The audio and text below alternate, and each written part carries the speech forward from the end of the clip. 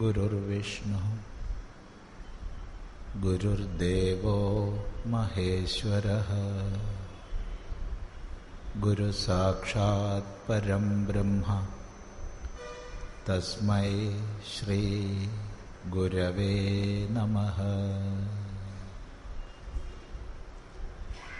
ഓം സദാശിവസമാരംഭാം ശങ്കരാചാര്യമധ്യമാം അസ്മദാചാര്യപര്യന്താം വന്ദേ ഗുരുപരമ്പരാം. ഓം. ഇവിടെ ഒരു പ്രതിമാസ സത്സംഗ പരിപാടി വേണം എന്ന് ഇതിൻ്റെ പ്രവർത്തകർ ആവശ്യപ്പെട്ടു. എല്ലാ രണ്ടാം ശനിയാഴ്ചയും അതിനു മുമ്പുള്ള വെള്ളിയാഴ്ചയും കൊല്ലത്താണ് നമ്മൾ ഉണ്ടാവാറ്. അപ്പോൾ അവിടെ നിന്നൊരു 1.5 മണിക്കൂർ യാത്ര എന്ന രീതിയിൽ ആവാം എന്ന് പറഞ്ഞു. അതിൻ്റെ അടിസ്ഥാനത്തിലാണ് നമ്മൾ ഒത്തുകൂടുന്നത്.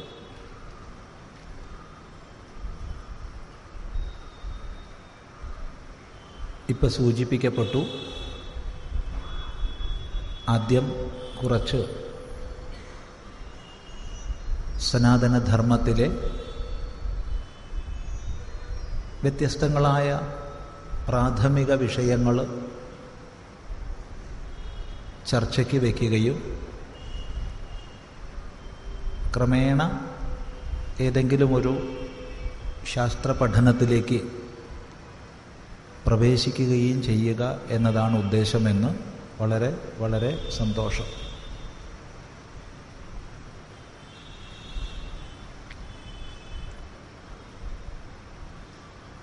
ഇന്ന് ഇതിൻ്റെ ഒരു ആരംഭമാണ്. ഉപക്രമമായി അല്പം എന്തെങ്കിലും പറഞ്ഞിട്ട് വേണമല്ലോ സംശയ നിവാരണത്തിലേക്ക് കടക്കാൻ.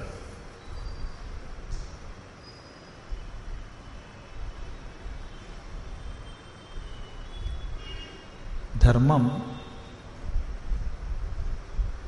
സനാതനമാണ് എന്ന് നമ്മൾ ആവർത്തിക്കാറുണ്ട്.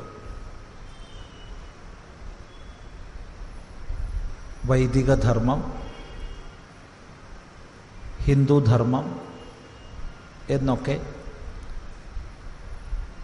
പല പേരിൽ വിളിക്കുന്ന ഈ സനാതനധർമ്മം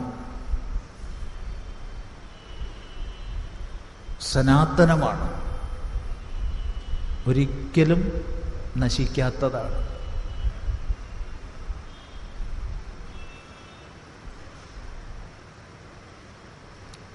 ഇത് നമ്മൾ ആവർത്തിച്ച് പറയാറുണ്ട്. ഇവിടെ ചിന്തിക്കേണ്ട വിഷയം എങ്ങനെ സനാതനമായിരിക്കുന്നു എന്നതാണ്. വേദാധിഷ്ഠിതമായതുകൊണ്ട് വൈദികമെന്ന് പറയാം.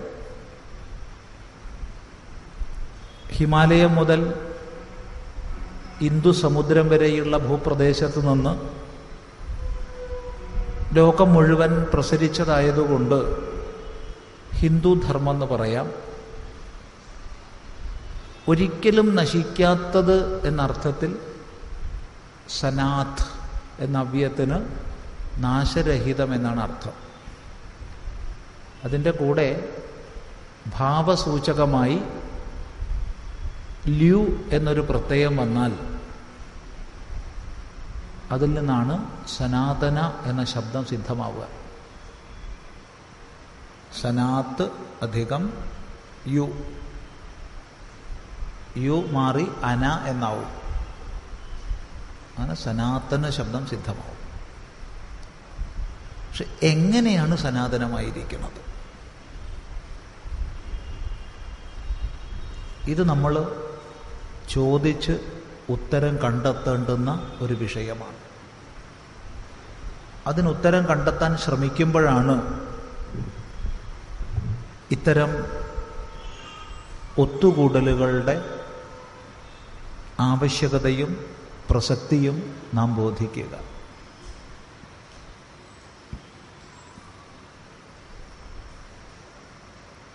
നോക്കൂ, നമുക്കറിയാം ഈ ലോകത്തിൽ എത്രയോ പ്രാചീന സംസ്കാരങ്ങൾ ഉണ്ടായിട്ടുണ്ട്. എണ്ണി തിട്ടപ്പെടുത്താനാവതല്ല, അത്രക്കേറെ.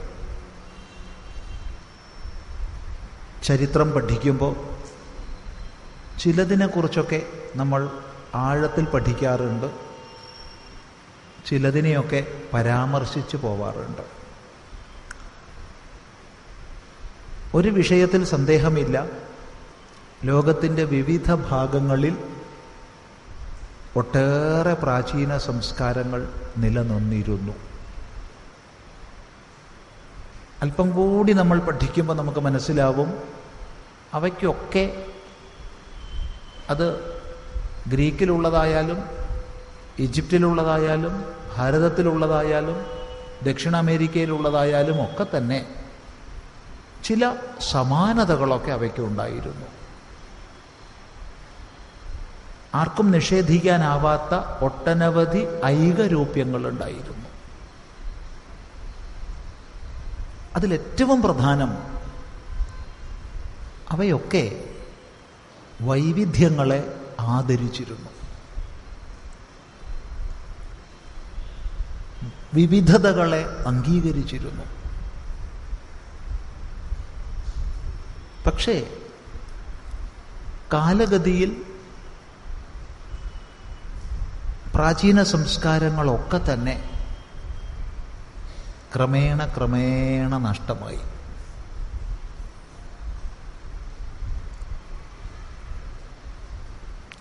കാരണങ്ങൾ അപഗ്രഥിച്ചാൽ പലതുണ്ടാവാം. സ്വയം പരിരക്ഷിക്കാൻ സമർത്ഥമല്ലാത്ത ഏതൊരു വ്യവസ്ഥയും കാലഗതിയിൽ നശിക്കും. കാലത്തിനനുസരിച്ച് അഭിനവമാകാൻ, സ്വയം പുതുക്കാൻ സജ്ജമല്ലാത്ത ഏത് വ്യവസ്ഥയും കാലഗതിയിൽ നശിക്കും. ശരിയാണ്. എങ്കിൽ തന്നെയും ലോകത്തിൻ്റെ വിവിധ ഭാഗങ്ങളിലുണ്ടായിരുന്ന പ്രാചീന സംസ്കാരങ്ങളെക്കുറിച്ച് പഠിക്കാൻ അതത് പ്രദേശങ്ങളിൽ പോയി അന്വേഷിക്കുന്ന ഒരു വിദ്യാർത്ഥിക്ക് ഒരു സംസ്കാരത്തിൻ്റെ പോലും സജീവ സാന്നിധ്യം കാണാൻ കഴിയില്ല. ചില ശവങ്ങൾ കാണാൻ കഴിഞ്ഞേക്കാം, ചില ശവക്കല്ലറകൾ കാണാൻ കഴിഞ്ഞേക്കാം, ചില നാഗരികതകളുടെ അവശിഷ്ടങ്ങളോ ചിത്ര, ശില്പ, ചികിത്സ, ആയോധന മേഖലകളിലെ ചില ശേഷിപ്പുകളോ കാണാൻ കഴിഞ്ഞേക്കാം. പക്ഷെ ഒരു സംസ്കാരത്തിൻ്റെ സജീവ സാന്നിധ്യം കാണാൻ കഴിയില്ല. എല്ലാം നാമാവശേഷമായി. ലോകത്തിലാകെ കൂടെ നിലനിൽക്കുന്ന ഏക പ്രാചീന സംസ്കൃതി നിസ്സംശയം നമുക്ക് പറയാം ഭാരതീയ സംസ്കൃതിയാണ്.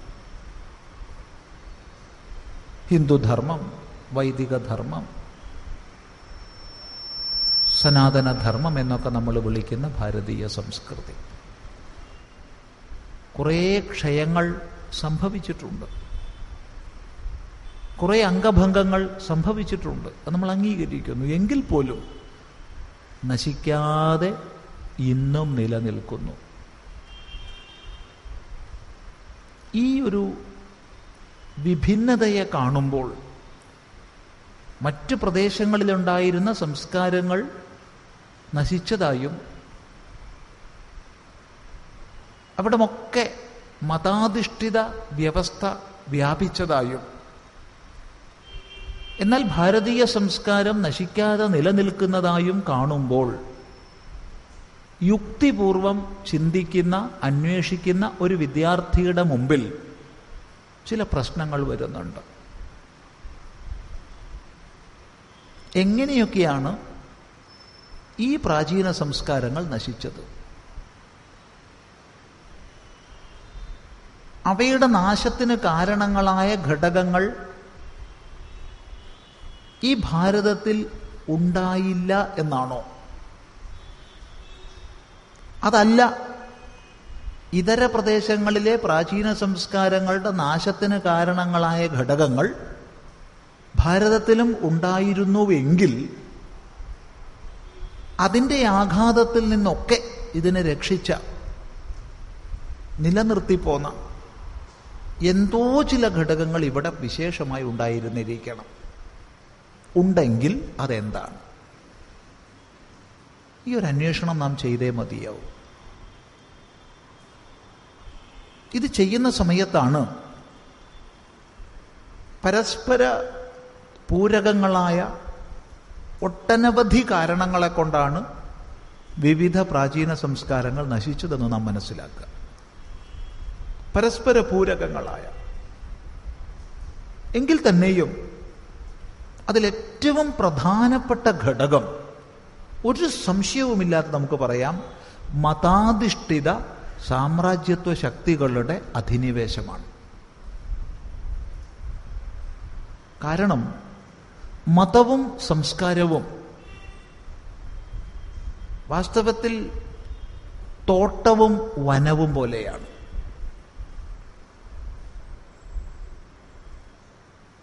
സംസ്കാരവും മതവും സൂക്ഷ്മമായി ചിന്തിച്ചാൽ വനവും തോട്ടവും പോലെയാണ്. വനം ശീതളമാണ്, സുഖതമാണ്, ശ്യാമളമാണ്.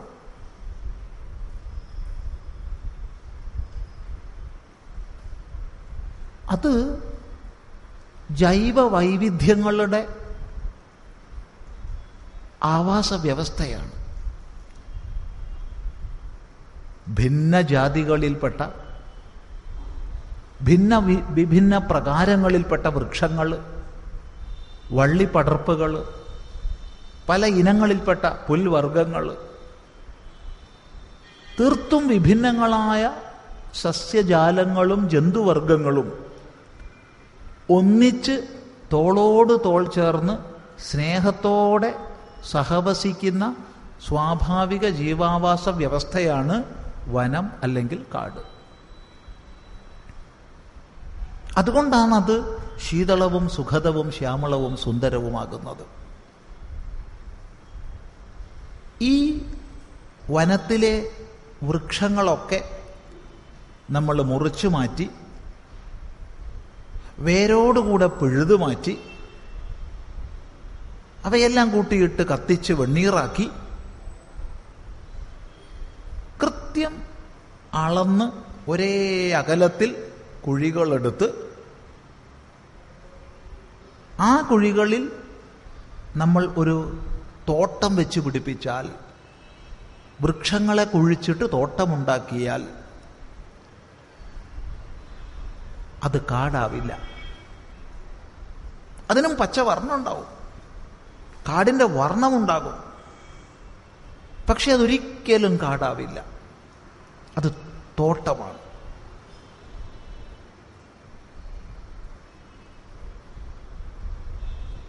ആ തോട്ടം ചൂടുള്ള റബ്ബറോ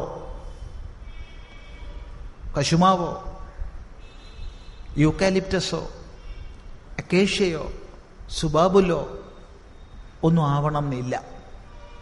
നല്ല തണുപ്പ് തരുന്ന മാവോ പ്ലാവോ ആണെങ്കിൽ പോലും അത് കാടാവില്ല, അത് തോട്ടമേ ആവും. മാന്തോട്ടം എന്ന് പറയാം. പ്ലാവിൻ്റെ തോട്ടത്തിന് എന്താ പറയുകയെന്നറിയില്ല. ഇവിടെ മലയാള വിദ്വാൻമാരാരെങ്കിലും ഉണ്ടെങ്കിൽ പറഞ്ഞു തന്നാൽ ഉപകാരമാവും. പ്ലാൻ തോട്ടം നാറ്റോ പറഞ്ഞാൽ തെറ്റുമോയെന്നറിയില്ല. എന്തായാലും അത് തോട്ടമേ ആവും. വനവും തോട്ടവും തമ്മിലുള്ള വ്യത്യാസത്തെ നമ്മളിങ്ങനെ മനസ്സിലാക്കുന്നു. ഒരു 6-7 വർഷങ്ങൾക്ക് മുൻപ് മലയാള പത്രങ്ങളിൽ വാർത്ത വന്നു. വയനാട്ടിൽ കാട്ടിൽ ചൂട് സഹിക്കാൻ വയ്യാതെ ആനകൾ ഗ്രാമങ്ങളിലേക്ക് ഇറങ്ങുന്നു. ഈ വാർത്ത നമ്മൾ വായിച്ചു, ഒരു പത്രത്തിൽ വായിച്ചു. എന്തോ ഒരു വിശ്വാസം തോന്നിയില്ല. വേറൊരു പത്രം നോക്കി, അതിലും ഉണ്ട്. ഇതെന്താപ്പത്? കാരണം ധാരാളം കാട്ടിൽ താമസിച്ചിട്ടുണ്ട്. നമ്മൾ പല കാടുകളിൽ താമസിച്ചിട്ടുണ്ട്, ഗുഹകളിൽ, കാടുകളിൽ താമസിച്ചിട്ടുണ്ട്. എത്രയോ സുഖമാണ് കാട്, ശീതളമാണ് കാട്. പിന്നെ എങ്ങനെ ഈ കാട്ടിൽ ചൂട് സഹിക്കാതെ ആന പുറത്തേക്ക്, അത് നാട്ടിലേക്ക് വരിക? നാട്ടിലല്ലേ ചൂട്? ഈ വാർത്തയിൽ എന്തോ ഒരു തകരാറുണ്ടെന്ന് നമ്മുടെ ബുദ്ധി പറഞ്ഞു. പക്ഷെ വിശ്വസിക്കാതിരിക്കാൻ വയ്യ, കാരണം പത്രങ്ങളല്ലേ പറയുന്നത്. അത് കാരണം വയനാട്ടിൽ നമ്മൾ 2 ദിവസം സമയം ഉണ്ടാക്കിയിട്ട് ഈ പറയപ്പെട്ട സ്ഥലങ്ങളിലൊക്കെ ഒന്ന് പോയി പരിശോധിച്ചു. നോക്കുമ്പോൾ ഒന്നും കാടല്ല, എല്ലാം മുളം തോട്ടങ്ങളാണ്. ആനയ്ക്ക് ഏറ്റവും ഇഷ്ടപ്പെട്ട ഭക്ഷണമാ മുളയുടെ അംശങ്ങൾ, അംഗങ്ങൾ. പിന്നെ പോയി നോക്കിയപ്പോൾ തേക്കിൻ തോട്ടമാണ്. പിന്നെ പോയി നോക്കിയ പ്രദേശത്ത് അക്കേഷ്യ തോട്ടമാണ്. മുളം തോട്ടമാണ്, തേക്കിൻ തോട്ടമാണ്, അക്കേഷ്യ തോട്ടമാണ്. ഒന്നുപോലും കാടല്ല. കാടിന് സംസ്കൃതത്തിൽ അനേകം പര്യായ ശബ്ദങ്ങളുണ്ടെങ്കിലും പ്രസിദ്ധമായ ശബ്ദം, നമ്മളൊക്കെ ഏറെ ഉപയോഗിക്കുന്ന ശബ്ദം വനം എന്നാണ്. വനം എന്നുള്ളതിന് വേറൊരർത്ഥം കൂടിയുണ്ട്. ഭഗവാൻ ഭാഷ്യകാരൻ ശങ്കരാചാര്യസ്വാമികൾ ഉപനിഷത് ഭാഷ്യത്തിൽ വനം എന്നുള്ള ശബ്ദത്തിന് സംഭജനീയം എന്നാ പറയുന്നത്. അർത്ഥം സമ്യക്കായി ഭജിക്കപ്പെടേണ്ടതാണ്, പൂജിക്കപ്പെടേണ്ടതാണ്, ആദരിക്കപ്പെടേണ്ടതാണ് വനം എന്ന്. എവിടെ വൈവിധ്യമുണ്ടോ, എവിടെ വൈവിധ്യങ്ങളെ അംഗീകരിക്കുന്ന മനോഭാവമുണ്ടോ, അത് ശീതളമാണ്, സുഖതമാണ്, അത് പൂജിക്കപ്പെടുന്നതാണ്. എന്നാൽ ആ വൈവിധ്യങ്ങളെ നശിപ്പിച്ച് ഏകവിളത്തോട്ടം വെച്ച് പിടിപ്പിച്ചാൽ അത് വനമാവില്ല, വനം എന്ന് പേരിട്ടാൽ പോലും. ഇതല്ലേ സംസ്കാരങ്ങളും മതമുള്ള പ്രഥമമായ വ്യത്യാസം. ഏകവിളത്തോട്ടമാണ് മതം.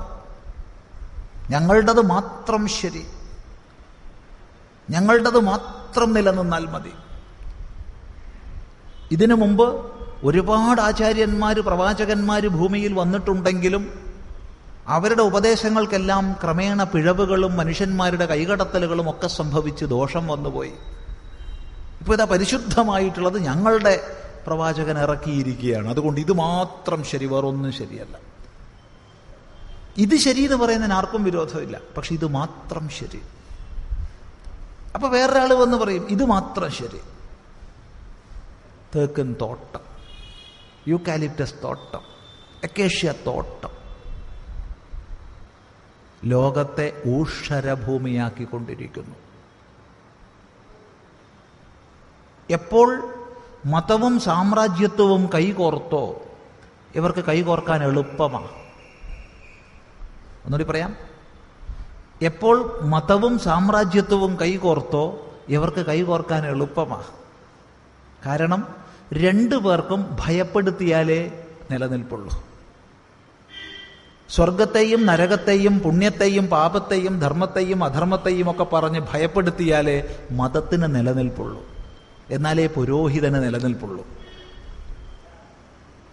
എന്തെങ്കിലും പറഞ്ഞ് പ്രജയെ ഭയപ്പെടുത്തിയാലേ രാജാവിന് നിലനിൽപ്പുള്ളൂ.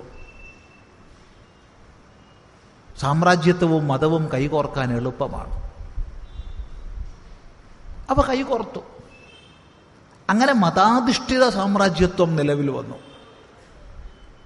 മതാധിഷ്ഠിത സാമ്രാജ്യത്വമാണ് മതങ്ങളുടെ ചരിത്രം നമ്മെ പഠിപ്പിക്കുന്നത്.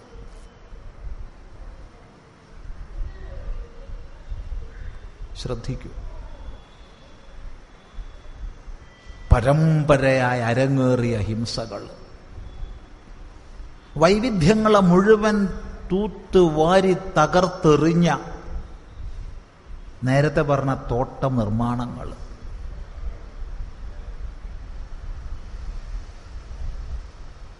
ലോകാത്ഭുതങ്ങളെപ്പറ്റി പറയുമ്പോൾ പ്രീ ക്രിസ്ത്യൻ റോമൻ സിവിലൈസേഷനിലുള്ള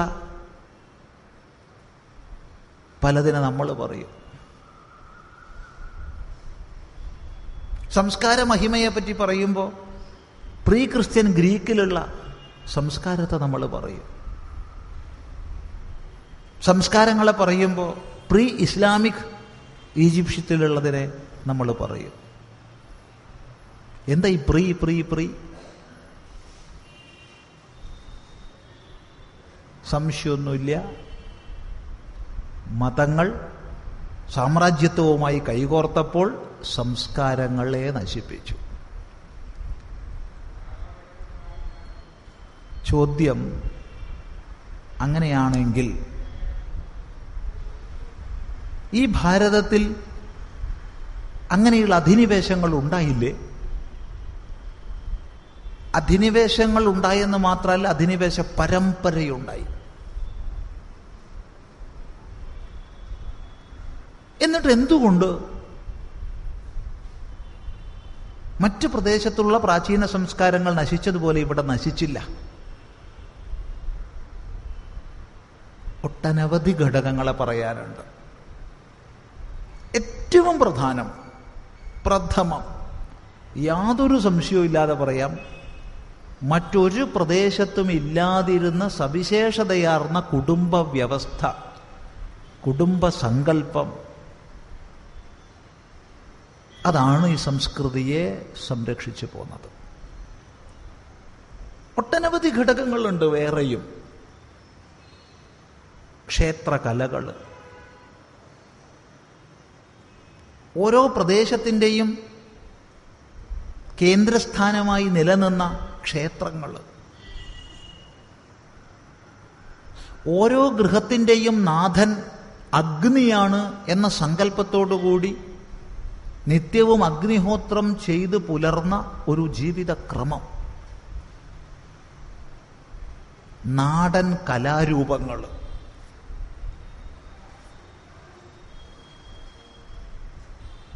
സമൂഹത്തിൻ്റെ എല്ലാ തലങ്ങളിലേക്കും കഥകളിലൂടെയും പാട്ടുകളിലൂടെയും ഒക്കെ പ്രസരിച്ചിരുന്ന ഇതിഹാസ പുരാണങ്ങൾ, ഓരോ വീട്ടിൽ നിന്നും മറ്റൊരു വീട്ടിലേക്ക് എന്ന വിധത്തിൽ പ്രവേശിക്കുകയും ധർമ്മത്തിൻ്റെ സന്ദേശം പകർന്നു നൽകുകയും ചെയ്ത സന്യാസിമാരുടെ ഭിക്ഷാടനങ്ങൾ, ഒട്ടനവധി ഘടകങ്ങളുണ്ട്. ഇതൊക്കെ നമ്മുടെ ധർമ്മത്തെ സംരക്ഷിച്ചതിൽ പ്രധാനമാണ്. എങ്കിൽ തന്നെയും ഇതിനേക്കാളൊക്കെ പ്രധാനം, അഥവാ ഇതിൻ്റെയൊക്കെ അടിസ്ഥാനം നമ്മുടെ സവിശേഷതയാർന്ന കുടുംബ വ്യവസ്ഥയാണ്. അമ്മിഞ്ഞപ്പാലിനോടൊപ്പം ആശയങ്ങളെ, ആദർശങ്ങളെ തലമുറയിൽ നിന്ന് തലമുറയിലേക്ക് പകർന്നു നൽകിയ കുടുംബ വ്യവസ്ഥ. മാതൃദേവോ ഭവ, പിതൃദേവോ ഭവ തുടങ്ങിയ മന്ത്രങ്ങളുടെ അടിസ്ഥാനത്തിൽ രൂപപ്പെട്ട കുടുംബ വ്യവസ്ഥ. അതെ, ആദ്യം പറഞ്ഞ വാക്ക് ഒന്നുകൂടി ആവർത്തിക്കാനാണ് ഇഷ്ടപ്പെടുന്നത്. അമ്മിഞ്ഞപ്പാലിനോടൊപ്പം ആദർശങ്ങളെ, ആശയങ്ങളെ തലമുറയിൽ നിന്ന് തലമുറയിലേക്ക് പകർന്നു നൽകിയ കുടുംബ വ്യവസ്ഥ, അതാണ് മുഖ്യം.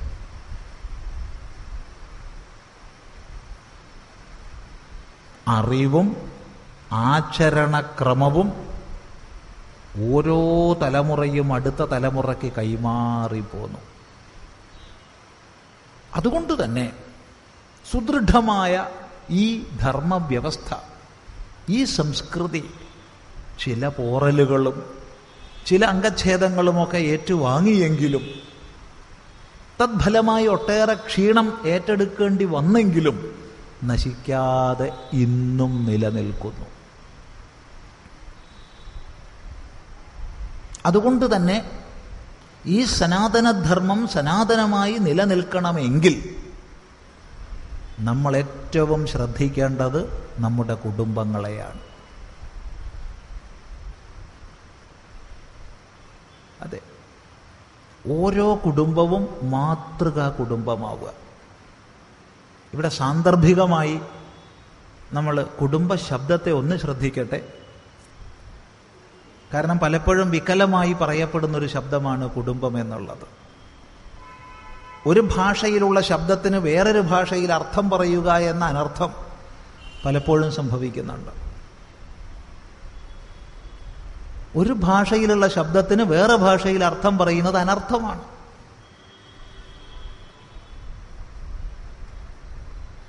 ഇംഗ്ലീഷിലുള്ള ഒരു ശബ്ദത്തിന് അർത്ഥം മനസ്സിലാക്കാൻ മലയാളത്തിൽ അതിന് എന്തെങ്കിലും ഉണ്ടോ എന്ന് നോക്കിയിട്ടല്ല പറയേണ്ടത്. അത് ഇംഗ്ലീഷിൽ എന്താന്ന് തന്നെ നോക്കണം, അല്ലെങ്കിൽ അതിൻ്റെ പേരുകളിലേക്ക് നാം പോകണം. സംസ്കൃതത്തിലെ ഒരു ശബ്ദത്തിന് മലയാളത്തിൽ അർത്ഥം പറയുന്നത് അനർത്ഥമാണ്, ആഭാസകരമാണ്. അങ്ങനെ പറയുമ്പോൾ കുറച്ച് വർഷങ്ങൾക്ക് മുൻപ് ഒരു ആധ്യാത്മിക പ്രഭാഷകൻ പ്രസംഗിച്ചത് പോലെയായിപ്പോവും. ശബരിമല തീർത്ഥാടനവും അതിനോടനുബന്ധങ്ങളായ വിഷയങ്ങളും എന്നുള്ളൊരു വിഷയത്തെക്കുറിച്ചുള്ള പ്രസംഗം നടക്കുകയാണ്. അപ്പോഴാണ് തട്ടിവിടുന്നത് പ്രഭാഷകൻ. കേൾക്കാൻ കുറേ പേരുണ്ട്. ഈ അയ്യപ്പൻ എന്ന് പറഞ്ഞാൽ തന്നെ അതിവിശിഷ്ടമായൊരു സങ്കല്പമാണത്. വേദത്തിൻ്റെ പരമതാത്പര്യമായ അഹം ബ്രഹ്മാസ്മി എന്നതിൻ്റെ മൂർത്ത രൂപമാണ് അയ്യപ്പൻ. ഐ എന്ന് പറഞ്ഞാൽ ഞാൻ, അപ്പൻ എന്ന് പറഞ്ഞാൽ നാഥൻ. ഐ അപ്പൻ, ഞാൻ തന്നെയാകുന്നു നാഥൻ, അഹം ബ്രഹ്മാസ്മി. എത്ര ഉത്കൃഷ്ടമായ ആശയ! ഹായ്, എന്തൊരു കഷ്ടം അല്ല! ആശയമൊക്കെ ഉത്കൃഷ്ടമാണ്, പക്ഷെ അയ്യപ്പ ശബ്ദത്തിൻ്റെ അർത്ഥം അതല്ലല്ലോ. ഇനി അയാളുടെ അനുബന്ധം കൂടി പറഞ്ഞത് കേട്ടാൽ നമുക്ക് ചിരിയല്ല വരിക, കരച്ചിലാ വരിക. അതുകൊണ്ടാണ് അനാദികാലമായി ശബരിമല ക്ഷേത്രത്തിൽ തത്വമസി എന്ന മഹാവാക്യം എഴുതി വെച്ചിട്ടുള്ളത്. കാരണം തത്വമസി, അത് നീയാകുന്നു എന്നുള്ളതിൻ്റെ അനുഭവരൂപമാണ് അഹം ബ്രഹ്മാസ്മി എന്നുള്ളത്. ഓ, അനാദികാലമായിട്ട് അവിടെ അമ്പലമുണ്ടോ? 2 ഇടക്കാലത്ത് ചില സാമൂഹ്യദ്രോഹികൾ കത്തിച്ചതിന് ശേഷം പുനർനിർമ്മിച്ചതല്ലേ ഇപ്പൊ കാണുന്ന രൂപം. 3ാമതായിട്ട് പരമപൂജനീയ ചിന്മയാനന്ദ സ്വാമികൾ ശബരിമല സന്ദർശനത്തിന് പോയ സമയത്ത് സ്വാമിജി പറഞ്ഞിട്ടല്ലേ അവിടെ തത്വമസി എന്നുള്ളൊരു ആലേഖനം ആദ്യമായി വെച്ചത്. സ്വാമിജിയാണ് പറഞ്ഞത് ഇവിടെ എന്തെങ്കിലും ഒന്ന് ഒരു വേദമന്ത്രം എഴുതി വെക്കണം. എന്താ വേണ്ടത്? സ്വാമിജി അപ്പം പറഞ്ഞു തത്വമസി എന്ന് എഴുതി വെച്ചോളൂ. അത് സ്വീകരിക്കപ്പെട്ടു. ആദ്യകാലത്ത് തത്വമസി എന്നായിരുന്നു എഴുതി വെച്ചത് തെറ്റായിട്ട്. പിന്നീട് അത് ശരിയാക്കി തത്വമസിയാക്കി. എന്നിട്ട് അനാദികാലമായിട്ടും ഇതുപോലെ എത്രയോ അനർത്ഥങ്ങൾ നമ്മൾ പറയുന്നുണ്ട്. അതുപോലെ വളരെയധികം പ്രഭാഷണങ്ങളിൽ പോലും കുടുംബം എന്ന് പറഞ്ഞാൽ കൂടുമ്പോൾ ഇമ്പമുണ്ടാക്കുന്നത് എന്ന് വിഡ്ഢിത്തം പറഞ്ഞു കേൾക്കുമ്പോൾ എന്തോ ഒരു വേദനയാ തോന്നുക. കാരണം നമ്മുടെ വികലമായൊരു മനോഭാവമാണത്. ഇമ്പുണ്ടാവുന്നത് മാത്രം മതിയോ കുടുംബത്തിൽ? സുഖത്തിലും ദുഃഖത്തിലും ഒരുപോലെ വേണ്ടേ? മാനത്തിലും അപമാനത്തിലും ഒരുപോലെ വേണ്ടേ? അല്ല, സുഖം വരുമ്പോൾ മാത്രം കൂടുക, ഇമ്പുണ്ടാവുമ്പോൾ മാത്രം കൂടുക, കൂടിക്കഴിഞ്ഞാൽ ഇമ്പുണ്ടാവുന്ന സമയത്ത് മാത്രം കുടുംബമാവുക. അതാണോ കുടുംബം? അതായി പോകുന്നുണ്ട് പലപ്പോഴും ഇക്കാലത്ത്. അതല്ല കുടുംബം. സുഖത്തിലും ദുഃഖത്തിലും മാനത്തിലും അപമാനത്തിലും ശീതത്തിലും ഉഷ്ണത്തിലും ഒന്നായിരിക്കണം. ഈ അനർത്ഥം എന്തുകൊണ്ട് സംഭവിക്കുന്നു? സംസ്കൃത ശബ്ദത്തിന് സംസ്കൃതത്തിലൂടെ അല്ലാതെ അർത്ഥം മനസ്സിലാക്കുമ്പോൾ. കുടുംബ ശബ്ദം ഉണ്ടാവുന്നത് പാണിനീയ ധാതുപാഠത്തിൽ വ്യക്തമായി ഭഗവാൻ പാണിനി മഹർഷി പറഞ്ഞു തന്നിട്ടുണ്ട്. ധാതുപാഠത്തിൽ ചുരാതി ഗണത്തിൽ കുടുംബ ധാരണേ എന്നുള്ള ധാതു ഉണ്ട്. ആ ധാതുവിൽ നിന്നാണ് കുടുംബയതി എന്നുള്ള അർത്ഥത്തിൽ കുടുംബം എന്നുള്ള ശബ്ദം ഉണ്ടാവുന്നത്. കുടുംബയതി ഇത് കുടുംബം. പുല്ലിംഗ പ്രയോഗമാകാം, നപുംസക പ്രയോഗമാവാം. പ്രസിദ്ധം നപുംസക പ്രയോഗമാണ്. കുടുംബ നാവും പുല്ലിംഗം, കുടുംബം നാവും നപുംസകലിംഗം. പ്രസിദ്ധം അതാണ്. രണ്ടായാലും കുടുംബയതി എന്നേ വരൂ. അതായത് ഒന്നായി ചേർത്ത് കോർത്ത് നിർത്തുന്നത് എന്തോ അതാണ് കുടുംബം. ഒന്നായി ചേർത്ത് കോർത്ത് ധരിക്കപ്പെടുന്നത് എവിടെയോ എന്തിനാലോ അതാണ് കുടുംബം. അച്ഛനും അമ്മയും മക്കളും മക്കളെ മക്കളും അവരെ മക്കളും എന്ന് വേണ്ട, ഒന്നായി ചേർത്ത് കോർത്ത് ധരിക്കപ്പെടുന്നത് കുടുംബം. എന്തിനാണിതിവിടെ പറഞ്ഞതെന്ന് ചോദിച്ചാൽ ഇതേ അർത്ഥമാണ് ധൃധാരണേ, കുടുംബധാരണേ. ധൃധാരണേ, ധൃധാതുവിൽ നിന്നാണ് ധർമ്മശബ്ദം ഉണ്ടാവുന്നത്. അപ്പൊ ധർമ്മശബ്ദത്തിൻ്റെയും കുടുംബശബ്ദത്തിൻ്റെയും അർത്ഥം ഭഗവാൻ പാണിനി മഹർഷി ഒന്നായാ പഠിച്ചത്. ധർമ്മം നിലനിൽക്കണമെങ്കിൽ കുടുംബം, കുടുംബം നിലനിൽക്കണമെങ്കിൽ ധർമ്മം. ഇത് നമ്മളെല്ലാവരും ഓർമ്മിക്കണം. ഇത് പറയാൻ കാരണം ഇന്നറിയാതെ ഒട്ടനവധി കൃത്രിമത്വങ്ങളും ജാടകളും പൊങ്ങച്ചങ്ങളൊക്കെ ആയിട്ട് നമ്മുടെ കുടുംബ വ്യവസ്ഥകൾക്ക് ഒരുപാട് തകരാറ് സംഭവിക്കുന്നുണ്ട്. 40 വർഷങ്ങൾക്ക് മുൻപ് കേരളത്തിലെ ഹിന്ദു സമൂഹത്തിൽ 10% ചോടെയായിരുന്നു വിവാഹമോചനമെങ്കിൽ ഇന്ന് 35% മുകളിലാണ്. 40 വർഷം കൊണ്ട് വന്ന മാറ്റമാണ്. ഞെട്ടിക്കുന്ന കണക്കാണ്.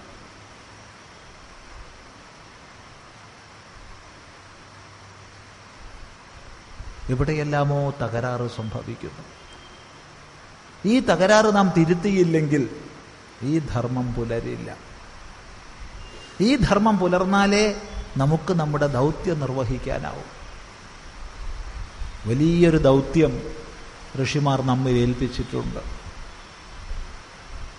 കൃണ്വന്തോ വിശ്വമാര്യം എന്നൊരു സങ്കല്പം വേദം നമ്മുടെ മുമ്പിൽ വെച്ചിട്ടുണ്ട്. അത് വലിയൊരു സങ്കല്പമാണ്, വലിയൊരു സങ്കല്പമാണ്.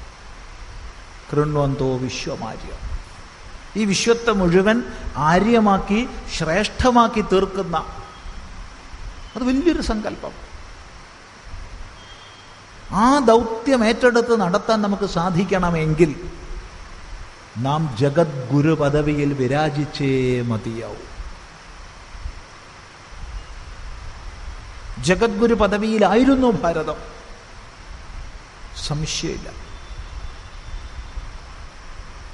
എങ്ങനെ ജഗദ്ഗുരു പദവിയിലായിരുന്നു എന്ന് ചിന്തിക്കുമ്പോഴാണ് ഭൗതികമെന്നോ ആധ്യാത്മികമെന്നോ തരംതിരിക്കേണ്ട ആവശ്യകതയില്ലാതെ വിജ്ഞാനീയത്തിൻ്റെ സകല ശാഖകളിലും സകല മേഖലകളിലും അത്യുന്നതമായ ശാസ്ത്ര സമ്പത്തിൻ്റെ ഉടമകളാണ് നമ്മളെന്നത് നമ്മൾ മനസ്സിലാക്കുക.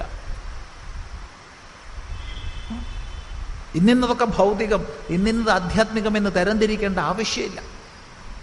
ജീവിതത്തിൻ്റെ എല്ലാ മേഖലകളിലും വിജ്ഞാനീയത്തിൻ്റെ സകല ശാഖകളിലും അനന്ത വികസിതങ്ങളായ ശാസ്ത്രങ്ങൾ നമുക്ക് പൂർവാചാര്യന്മാർ തന്നിരുന്നു. അത് നമ്മുടെ പൈതൃക സമ്പത്താണ്. എത്ര സമഗ്രമായിരുന്നു അവർ നൽകിയ കാഴ്ചപ്പാട്.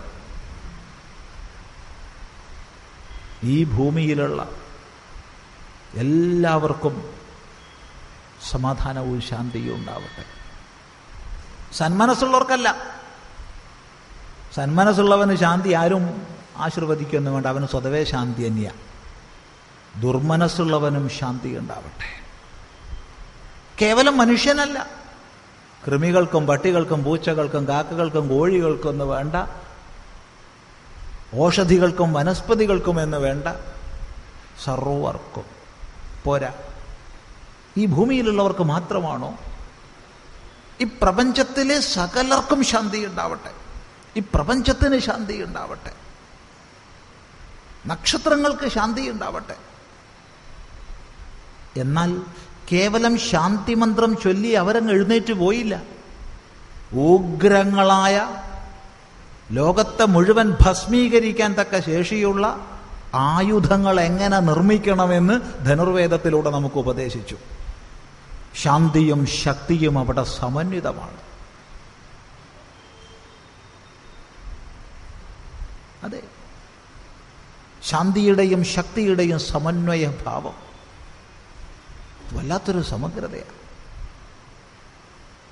ഈശ്വരതത്വത്തെ സുസൂക്ഷ്മം അപഗ്രഥിച്ച ബാദരായണൻ നമുക്ക് മഹർഷിയാണെങ്കിൽ ഈശ്വരതത്വത്തെ നിഷേധിച്ച ചാർവാകനെയും നമ്മൾ മഹർഷിയായിട്ട് സ്വീകരിച്ചു.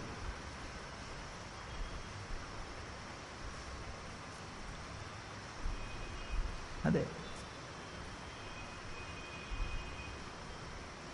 ഇന്നും ലോകോത്തരമായി നിലനിൽക്കുന്ന കാമസൂത്രങ്ങൾ വിരചിച്ച വാത്സ്യായനൻ നമുക്ക് വാത്സ്യായന മഹർഷിയാണ്. അദ്ദേഹത്തെ നമ്മൾ സെക്സോളജിസ്റ്റ് എന്ന് പറഞ്ഞ് മാറ്റിവെച്ചില്ല. ആയുർവേദം ഉപദേശിച്ച ചരകനും സുശ്രുതനും ഭേളനും നമുക്ക് മഹർഷിമാരാണ്. വാനനിരീക്ഷണം ചെയ്ത വരാഹമിഹിരൻ നമുക്ക് മഹർഷിയാണ്. പദാർത്ഥവിജ്ഞാനീയം ഉപദേശിച്ച കണാദൻ നമുക്ക് മഹർഷിയാണ്. ചിന്തിക്കുക, ഈ ഒരു സമഗ്രമായ കാഴ്ചപ്പാടുണ്ടല്ലോ, ഈ സമഗ്രത കൊണ്ടാണ് ഭാരതം ഭാരതമായിരുന്നത്. 2, ഭാരതം ലോകഗുരുവായിരുന്നത്. അതെന്താ ഭാരതം ഭാരതമായിരുന്നതെന്ന് പറഞ്ഞത്? പാണിനീയത്തിൽ ധാതുപാഠത്തിൽ ഭാ ധാതു പ്രകാശം എന്ന അർത്ഥത്തിലാണ് പഠിക്കപ്പെട്ടിട്ടുള്ളത്. ഭാ ദീപ്തൗ തസ്യാം രമതേ, അതിൽ പ്രകാശത്തിൽ രമിക്കുന്നത്, രമയതീതിവ രമിപ്പിക്കുന്നത് എന്തോ അത് ഭാരതം. പ്രകാശത്തിൽ രതി ചെയ്യുന്ന, പ്രകാശത്തിൽ രതി ചെയ്യിപ്പിക്കുന്നത് എന്തോ അത് ഭാരതം. ഏതായി പ്രകാശം? പ്രകാശം സർവേഷാം ശോഭമാനാനാം ശോഭനതമാ ഹി വിദ്യ.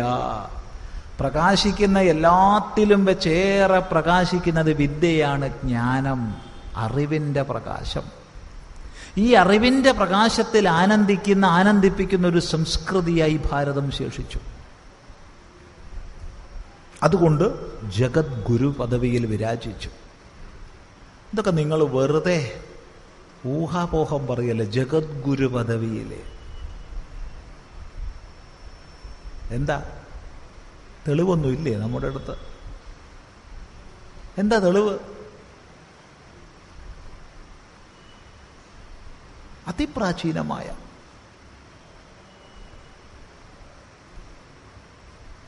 മനുസ്മൃതിയുടെ ആരംഭത്തിൽ തന്നെ ഈ ഭൂമിയിലെ വ്യത്യസ്ത ഭൂഖണ്ഡങ്ങളെക്കുറിച്ച് പറഞ്ഞ്, അതിൻ്റെ ഭാഗമായി ജംബുദ്വീപത്തെ പറഞ്ഞ്, അതിൻ്റെ ഭാഗമായി ഭാരതവർഷത്തെ പറഞ്ഞ് ഒട്ടനെ മനു എന്താ പറഞ്ഞേ? ഈ ഭാരതഭൂമിയിൽ ജനിച്ച വിദ്വാന്റെ അരിക നിന്ന് ലോകത്തിലെ എല്ലാ ജനങ്ങളും സ്വന്തം സ്വന്തം ചരിത്രത്തെ പഠിക്കുമാറാകട്ടെ എന്ന്. ഏതദ്ദേശപ്രസൂതസ്യ സകാശാദഗ്രജന്മനഃ സ്വം സ്വം ചരിത്രം ശിക്ഷേരൻ പൃഥിവ്യാം സർവമാനവാഃ. പൃഥിവ്യാം സർവമാനവാഃ, ഭാരതേ സർവമാനവാഃ അല്ല, ജംബുദ്വീപേ സർവമാനവാഃ അല്ല, പൃഥിവ്യാം സർവമാനവാഃ. ഈ ഭൂമിയിൽ എല്ലാ മനുഷ്യരും ഏതദ്ദേശപ്രസൂതസ്യ, ഇപ്പോൾ പറയപ്പെട്ട ദേശത്തിൽ ജനിച്ചവന്റെ, അഗ്രജന്മനഃ വിദ്വാന്റെ, സകാശാത് അരിക നിന്ന്, സ്വം സ്വം ചരിത്രം സ്വന്തം സ്വന്തം ചരിത്രത്തെ ശിക്ഷേരൻ പഠിക്കുമാറാകട്ടെ. അതൊരാശീർവാക്യമാണ്, അതൊരു ഒരു നിർദ്ദേശമാണ്, അതൊരഭിപ്രായമാണ്. അതൊരാജ്ഞയാണ്. ഇങ്ങനെയൊക്കെ വ്യാഖ്യാനിക്കാം. കാരണം ശിക്ഷേരൻ ആണ് പ്രയോഗം. പ്രധാനമായും അത് ആശീർവാക്യമാണ്. താല്പര്യം ലോകത്തിൻ്റെ മുഴുവൻ ഗുരുസ്ഥാനമാണ് ഭാരതത്തിന്.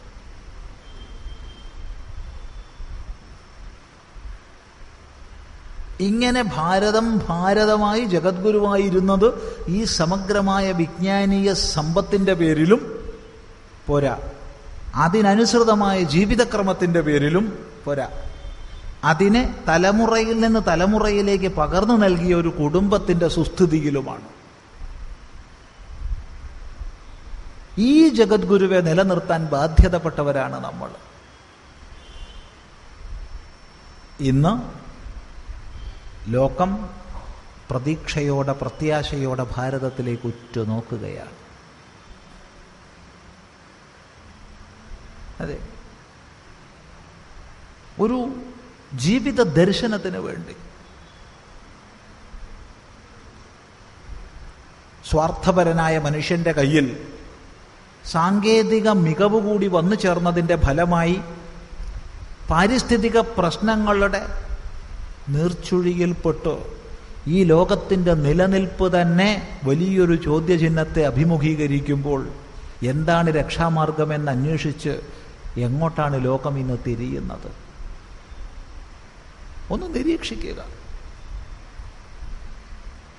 ശാന്തിയാണ്, സമാധാനമാണെന്നൊക്കെ പറഞ്ഞ് പ്രവർത്തിക്കുന്ന മതങ്ങൾ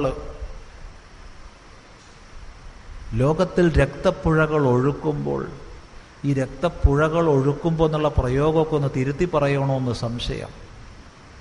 കാരണം വലിയ കുഴികൾ കുഴിച്ച് ജീവനോടെ പിഞ്ചു കുഞ്ഞുങ്ങളെ ആയിരക്കണക്കിന് ആ കുഴിയിലിട്ട് മണ്ണിട്ട് മൂടുന്നത് രക്തപ്പുഴ ഒഴുക്കലല്ലല്ലോ.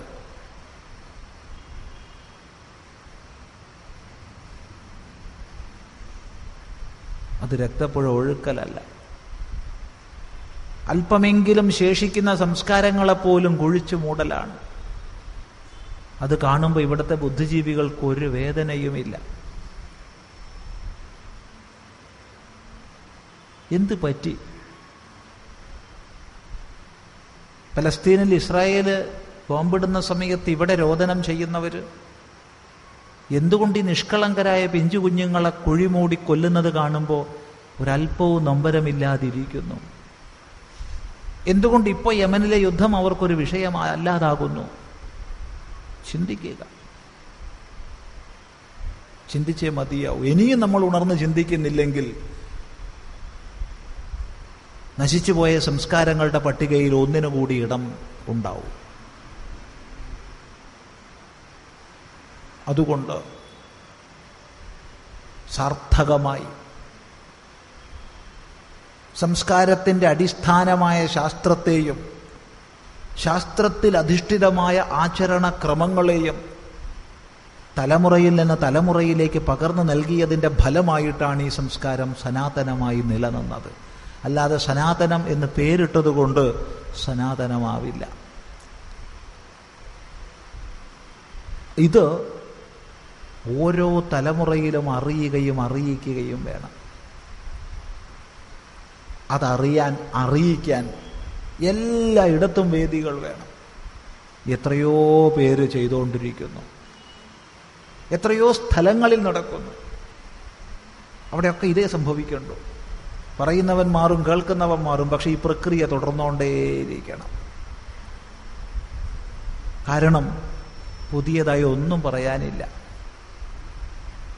അനാദികാലമായ ഋഷിമാര് നമുക്ക് നൽകിയ ഈ അറിവിനെ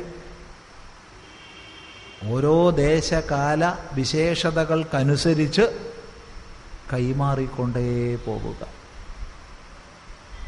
അത് ഏറ്റെടുത്തുകൊണ്ടേയിരിക്കുക, ഏറ്റെടുത്തവർ കൈമാറിക്കൊണ്ടേയിരിക്കുക. ഈ ഒരു സ്വാധ്യായവും പ്രവചനവും എന്നതിൻ്റെ നൈരന്തര്യം നിലനിൽക്കുകയും നിലനിർത്തുകയും, ഈ സ്വാധ്യായ തപസ്സിനെ നമ്മൾ ഓരോരുത്തരും നിർവഹിക്കുകയും ചെയ്താൽ മാത്രമേ ഈ സംസ്കൃതി സനാതനമായി നിലനിൽക്കും. അതിൻ്റെ ഭാഗമായിട്ടാണ് എല്ലാ പ്രദേശങ്ങളിലുമുള്ള ഇത്തരം എല്ലാ ഒത്തുകൂടലുകളെയും നമ്മൾ നോക്കിക്കാണുന്നത്. എന്ത് സാധ്യതകൾ അതിന് ലഭിക്കുമോ അതൊക്കെ വിനിയോഗിക്കുക. ഇന്നിടം, ഇന്നാള് എന്നൊന്നും നോക്കരുത്. എവിടെ നന്മയുടെ ആശയങ്ങളുണ്ടോ, എവിടെ യുക്തിപൂർവമായ വിശകലനമുണ്ടോ, എവിടെ ശ്രുതിക്ക് അനുസൃതമായ വിചാര പദ്ധതിയുണ്ടോ, അവിടെ നമ്മൾ ശ്രവണം ചെയ്യാം. ശ്രവിച്ചതിനെ ശ്രവിപ്പിക്കുക. ഇത് തുടരട്ടെ.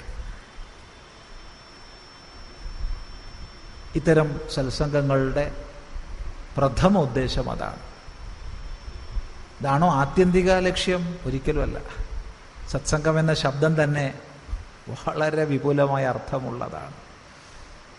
സതാ സംഗം, സത് യത് സംഗം സത്സംഗം, സദ്ഭിസംഗം സത്സംഗം. ഒരുപാട് രീതിയിൽ വ്യാഖ്യാനിക്കാം. സത്തായ സംഘം, അതാണ് സത്സംഗം.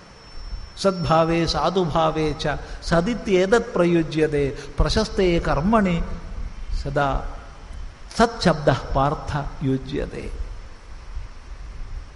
സദ്ഭാവത്തിലും സാധുഭാവത്തിലും പ്രശസ്തമായ കർമ്മത്തെ സൂചിപ്പിക്കാനും സത്ശബ്ദം ഉപയോഗിക്കാറുണ്ട്. അപ്പം അങ്ങനെയുള്ള സംഘമാണ് സത്സംഗം. അല്ലെങ്കിൽ സതാസംഗം, പാരമാർത്ഥികമായ സത്യസ്വരൂപവുമായുള്ള സംഘം. പാരമാർത്ഥികമായ സത്യസ്വരൂപമാണ് ഞാനെന്ന തിരിച്ചറിവ്, അതാണ് യഥാർത്ഥ സത്സംഗം. അതിലേക്കൊക്കെ നമ്മളെ നയിക്കുന്നതോ സദ്ഭിസംഗം, സജ്ജനങ്ങളുമായിട്ടുള്ള സംഘം. ഈ എല്ലാ സത്സംഗങ്ങളും അതത് തലത്തിൽ നടക്കണം. ഏതായാലും വളരെ സന്തോഷം. നമുക്ക് സങ്കല്പിച്ചതുപോലെ ക്രമമായി ഇത് നടക്കട്ടെ. ഇവിടെ പ്രഭാഷണത്തെക്കാൾ ഉപരി പ്രതീക്ഷിക്കുന്നതും ഉദ്ദേശിച്ചതും സംശയ നിവാരണത്തിനാണെന്നറിയാം. ഇവിടെ ആണെങ്കിൽ കുറേ കടലാസുകളുണ്ട്, നോക്കാം. എന്തും ചോദിക്കാം. ഇന്നതേ ചോദിക്കാവൂന്നില്ല, എന്തും ചോദിക്കാം. പക്ഷെ എന്തും പറയുന്നില്ല. അറിയുന്നതാണെങ്കിൽ മാത്രമേ പറയൂ. അറിയില്ലാച്ച സുഖം, അറിയില്ല പറയാൻ. അതുകൊണ്ടൊന്നും കൂടി പറയുന്നു, എന്തും ചോദിക്കാം. അതിന് യാതൊരു പരിമിതിയില്ല. ഇന്ന വിഷയമേ ചോദിക്കാവൂ എന്നൊന്നുമില്ല. അറിയുന്നതാണെങ്കിൽ പറയൂ. ശരി.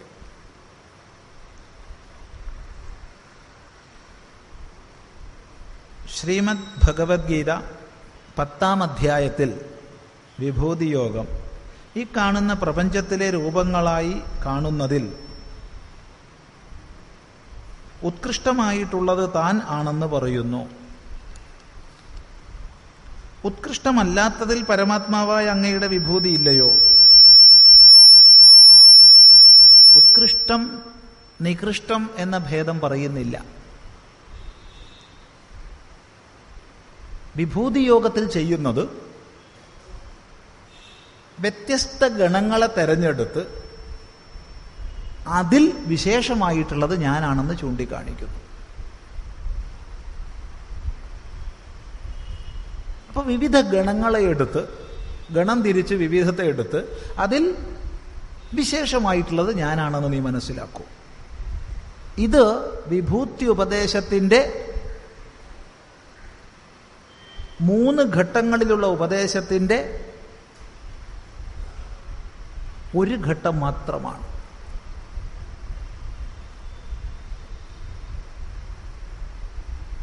ഉത്തമാധികാരികളോട് പറഞ്ഞു വിഭൂതി യോഗത്തിൽ, അഹമാത്മാ ഗുഡാകേശ സർവഭൂതാശയ സ്ഥിത. അത് മതി, ഉത്തമന്മാർക്ക് അത് കേട്ടാൽ മനസ്സിലാവും. ഹേ ഗുഡാകേശ, സർവയോഗ വിഘ്നങ്ങളെയും ജയിച്ചവനെ. ഉറക്കത്തെ ജയിച്ചവനെ എന്നാണ് വാക്കിന്റെ അർത്ഥം. ഉറക്കം അവിടെ ഉപലക്ഷണാർത്ഥത്തിലാണ്. നിദ്ര, ആലസ്യ, പ്രമാദ, അവിരതി തുടങ്ങിയ യോഗവിഘ്നങ്ങളെ മുഴുവൻ ജയിച്ചവനെ. അഹം ആത്മാ, ഞാൻ സത്യസ്വരൂപമാകുന്നു, ഞാൻ ഉണ്മയാകുന്നു. സർവഭൂതാശയസ്ഥിത, സർവചരാചരങ്ങളുടെയും സ്വരൂപമായി നിലകൊള്ളുന്ന. ഇതാണ് ഉത്തമാധികാരികൾക്കുള്ള വിഭൂതി ഉപദേശം. അത് മതി. അവൻ അപ്പോഴെഴുന്നേറ്റ് പോകും, അവന് കിട്ടേണ്ടത് കിട്ടി. മധ്യമന്മാരും അധമന്മാരും ഇരിക്കും. ഉടനെ മധ്യമന് പറഞ്ഞു കൊടുത്തു, അഹമാദിശ്ച മധ്യം ച ഭൂതാനാം അന്തയേവച. സകല ഭൂതങ്ങളുടെയും ആദിയും മധ്യവും അന്തവും ഞാനാണ്. ആദ്യം പറഞ്ഞതിൽ ഇത് വന്നു കഴിഞ്ഞു. പക്ഷെ ഇത്ര വിസ്തരിച്ച് പറയേണ്ട ആവശ്യമില്ല ഉത്തമനോട്. മധ്യമനോട് ഇങ്ങനെ പറഞ്ഞു, മധ്യമനും മനസ്സിലായി. ഇനിയുള്ളതൊക്കെ അധമനോടാണ്. അവിടെയാണ് അധമൻ എന്ന് പറഞ്ഞാൽ, ശാസ്ത്രത്തിൽ അധമൻ എന്ന് പറഞ്ഞാൽ മോശക്കാരനല്ല കേട്ടോ. ശാസ്ത്രത്തിൽ പ്രവേശിക്കണവർ തന്നെ ഉത്കൃഷ്ടന്മാരിൽ ഉത്കൃഷ്ടന്മാരാണ്, അവരിൽ അധമന്മാരുണ്ട്. അതിപ്പോൾ ഏതിലും ഉണ്ടാവുമല്ലോ. നമ്മളിപ്പോൾ വളരെയധികം മത്സര പരീക്ഷകളിലൊക്കെ വിജയിച്ച് തൻ്റെ പ്രാവീണ്യം തെളിയിച്ച് ഉയർന്നൊരു കോഴ്സിന് അഡ്മിഷൻ മേടിച്ചു എന്നിച്ചോളൂ, ആ ക്ലാസ്സിലും ഉണ്ടാവുമല്ലോ ഉത്തമനും മധ്യമനും അധമനും. അവിടെ അധമൻ എന്ന് പറഞ്ഞാൽ സാധാരണ സമൂഹത്തിലെ ഉത്തമനാ, മനസ്സിലായിക്കൊള്ളണം. ഗീതാശാസ്ത്രത്തിൽ അധമൻ എന്ന് പറഞ്ഞാൽ അധമനല്ല, അവൻ സാമൂഹിക തലത്തിൽ ഉത്തമനാ. അവനോട് പറഞ്ഞു കൊടുക്കുകയാണ്, ആദിത്യാനാമഹം വിഷ്ണു ജ്യോതിഷാം രവിരംശുമാൻ മരീചിർ മരുതാമസ്മി നക്ഷത്രാണാമഹം ശശി. അങ്ങനെ പോവും. വേദാനാം സാമവേദോസ്മി. അങ്ങനെ പോവും. കാരണം ഒരു സാധാരണ മനുഷ്യന് ഈശ്വരഭാവത്തെ ഉത്കൃഷ്ട ദൃഷ്ടിയിലേ കാണാൻ കഴിയൂ. അതുകൊണ്ട് പറയാം, ഒരു സാധാരണ മനുഷ്യന് ഈശ്വരനെ ഉത്കൃഷ്ട ദൃഷ്ടിയിലേ കാണാൻ കഴിയൂ. എന്നാൽ അവിടെ നീ കുടുങ്ങിപ്പോവരുത് എന്നൊരു സങ്കല്പം ഭഗവാനുണ്ട്. അതുകൊണ്ട് കൂട്ടത്തിൽ പറഞ്ഞു, ഈ കള്ളത്തരത്തിൻ്റെ കൂട്ടത്തിൽ ഞാൻ ചൂതാണ്. അതെ, കള്ളത്തരത്തിൻ്റെ കൂട്ടത്തിൽ ഞാൻ ഏറ്റവും വലിയ കള്ളത്തര. ദ്യൂതം ഛലയതാമസ്മി. അങ്ങനെ ചുരുക്കി സർവത്തിലും ഈശ്വരഭാവം കാണാൻ കഴിയണം. അതുകൊണ്ട് സ്തേനാനാം പതയേ നമഃ, ചോരാണാം പതയേ നമഃ, തസ്കരാണാം പതയേ നമഃ. ചോരന്മാരുടെ, സ്തേനന്മാരുടെ, തസ്കരന്മാരുടെ നാഥനായിട്ട് ഭഗവാനെ നമുക്ക് പറഞ്ഞു തന്നു സാക്ഷാൽ വേദം. അപ്പൊ കള്ളന്മാരിൽ ചെറിയ കള്ളനല്ല ഭഗവാൻ, പേരും കള്ളനാണ്. കള്ളന്മാരുടെ കൂട്ടത്തിൽ അല്ലറ ചില്ലറ മോഷണം ചെയ്യുന്നവനല്ല, പേരും കള്ളനാണ്. ഓരോ ഗണത്തെ പ്രത്യേകമെടുത്ത് അതിൽ വിശിഷ്ടമായതിനെ ചൂണ്ടിക്കാണിക്കുന്നു. അങ്ങനെ പറഞ്ഞിട്ട് തെറ്റിദ്ധാരണ സാധകന് വരരുതല്ലോ എന്നുള്ളത് കൊണ്ട് ഭഗവാൻ എന്തും പറഞ്ഞാ നിർത്തുന്നേ. അഥവാ ബഹുനൈതേന കിം ജ്ഞാതേന തവാർജുന വിഷ്ടഭ്യാഹമിദം കൃത്സ്നം ഏകാംശേന സ്ഥിതോ ജഗത്. അവിടെ കഴിഞ്ഞ വിഭൂതി ഉപദേശം. അല്ലെങ്കിൽ പിന്നെ ഇങ്ങനെ വിസ്തരിച്ച് ഒരുപാട് പറഞ്ഞിട്ട് എന്ത് കാര്യം അർജുന? ഒറ്റ വാക്കിൽ ഒതുക്കി പറയാം. വിഷ്ടഭ്യാഹമിദം കൃത്സ്നം ഏകാംശേന സ്ഥിതോ ജഗത്. ഈ പ്രപഞ്ചം മുഴുവൻ വ്യാപിച്ച് എൻ്റെ ചെറിയൊരംശം കൊണ്ട് ഞാൻ നിലകൊള്ളുന്നു. ഹ്യത്യതിഷ്ഠദശാങ്കുലം. ഒരങ്കുലം കൊണ്ട് ഈ പ്രപഞ്ചമാണെങ്കിൽ 10 അങ്കുലം അതിക്രമിച്ചു നിൽക്കുക. കഴിഞ്ഞു അവിടെ വിഭൂതി ഉപദേശം. അവിടെ നല്ലതും വന്നു, ചീത്തയും വന്നു, രണ്ടല്ലാത്തതും വന്നു, ഒക്കെ വന്നു. എല്ലാം ഭഗവാനാ. ഭഗവാൻ അല്ലാത്ത ഒന്നില്ല. പുരുഷയേവ ഇദം സർവം. ഇതെല്ലാം പൂർണ്ണസ്വരൂപമാണ്. ബ്രഹ്മൈവേദം സർവം. ഇതെല്ലാം ബ്രഹ്മമാകുന്നു. ആത്മൈവേദം സർവം. ഇതെല്ലാം ആത്മാവാകുന്നു. എത്ര ആവർത്തിച്ച്, ഒരു ലജ്ജ വേണ്ട ഇങ്ങനെ ആവർത്തിക്കാൻ. ഒരു ലജ്ജയില്ല. മന്ത്രാണാം ജാമിതാസ്തി. മന്ത്രങ്ങൾക്ക് ലജ്ജയില്ല. അതിങ്ങനെ പറഞ്ഞുകൊണ്ടിരിക്കും. തൻ്റെ ചുറ്റും കാണുന്ന നല്ലതും ചീത്തയും എന്ന വ്യത്യാസമില്ലാത്ത വിവിധതകളെ മുഴുവൻ ചൂണ്ടിക്കൊണ്ട് ഋഷി പറഞ്ഞു, ഏതാവാനസ്യ മഹിമ. ഇത്രയുള്ളോ? അഥോജ്യായാംശ്ച പുരുഷ. ഇതെല്ലാം അവിടുത്തെ മഹിമയാണ്. ഇതെല്ലാം അവിടുത്തെ മഹിമയാണെന്ന് പറഞ്ഞപ്പോഴാണ് സംശയം വന്ന് ഇത്രയുള്ളോ എന്ന്. അതിന് മറുപടിയാണ് അഥോജ്യായാംശ്ച പുരുഷ. അതിനും എത്രയോ ഉപരിയാണ് ആ പൂർണ്ണൻ. അതുകൊണ്ട് നല്ലതെന്നോ ചീത്ത എന്നോ വ്യത്യാസമില്ല. എല്ലാം ഈശ്വരൻ. ഈശ്വര ഭിന്നമായിട്ടൊന്നുമില്ല. എന്തുണ്ടോ അത് ഈശ്വരൻ. പക്ഷേ ഒരു സാധാരണ സാധകന് ഉത്കൃഷ്ടമായതിൽ ഈശ്വരത്വത്തെ അനുസന്ധാനം ചെയ്ത് തുടങ്ങാൻ കഴിയൂ. വ്യക്തമാണല്ലോ. ക്രമേണ അവനവൻ്റെ ദൃഷ്ടി വിപുലമാക്കി കൊണ്ടുവരാം. ധർമ്മം, മതം, സംസ്കാരം, ആത്മീയത എന്നിവയെക്കുറിച്ച് വിശദീകരിക്കാമോ? ഭഗവാനെ, അതിപ്രശ്നാൻ പൃച്ഛസി. കുറച്ച് കടന്നു ചോദിക്കുന്നല്ലടാ എന്ന് ഉപനിഷത്തിൽ ഋഷി പറഞ്ഞിട്ടുണ്ട്. എന്നാലും ബ്രഹ്മിഷ്ടോസി എന്ന് അഭിനന്ദിക്കുകയും ചെയ്യുന്നുണ്ട്. കാരണം ഇത് 4 വിഷയങ്ങളാണ് വിശദീകരിക്കാൻ. ധർമ്മം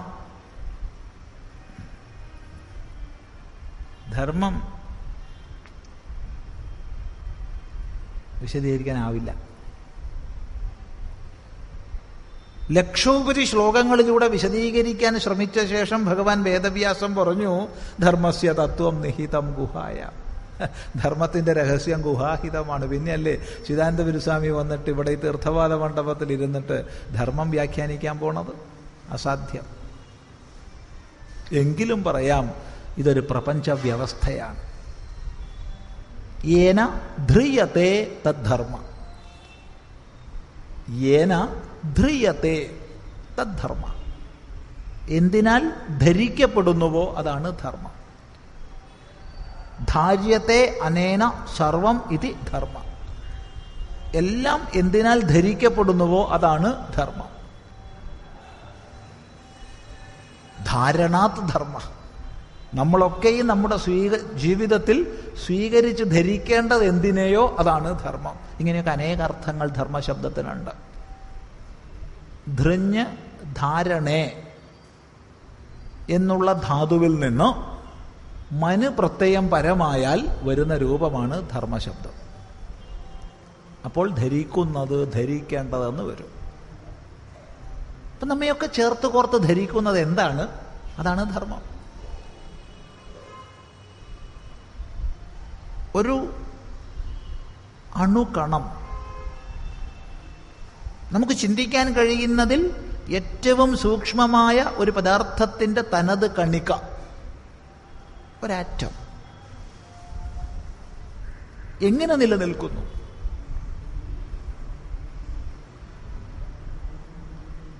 അതിസൂക്ഷ്മങ്ങളായ ആണവിക കണങ്ങളുടെ നിരന്തര ചലനത്താലുള്ള അചലഭാവമാണ് ഒരാറ്റം എന്നത്.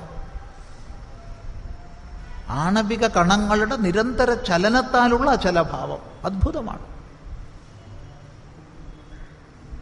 അതിനേക്കാൾ അദ്ഭുതമാണ് നമ്മൾ കുറച്ചും കൂടി പഠിക്കുമ്പോൾ ഒരേ കണികയുടെ വ്യത്യസ്ത വിന്യാസക്രമങ്ങൾ വ്യത്യസ്ത ദ്രവ്യങ്ങളെ ഉണ്ടാക്കുന്നു.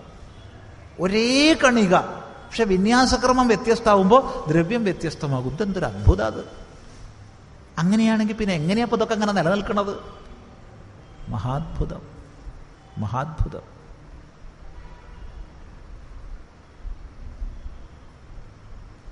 ഇങ്ങനെ നമുക്ക് ചിന്തിക്കാൻ കഴിയുന്ന ഏറ്റവും സൂക്ഷ്മ കണികയെക്കുറിച്ച് വിചാരം ചെയ്ത നമ്മൾ നമുക്ക് ചിന്തിക്കാൻ കഴിയുന്ന വിപുലമായ മേഖലയിലേക്ക് പോകുന്നു. ഈ പ്രപഞ്ചത്തിൻ്റെ വൈപുല്യം നമുക്കറിയില്ല. എത്ര ബ്രഹ്മാണ്ടങ്ങളെന്ന് നമുക്കറിയില്ല. കോടാനുകോടി നക്ഷത്ര സമൂഹങ്ങൾ ചേർന്നതാണ് ഒരു ബ്രഹ്മാണ്ടമെങ്കിൽ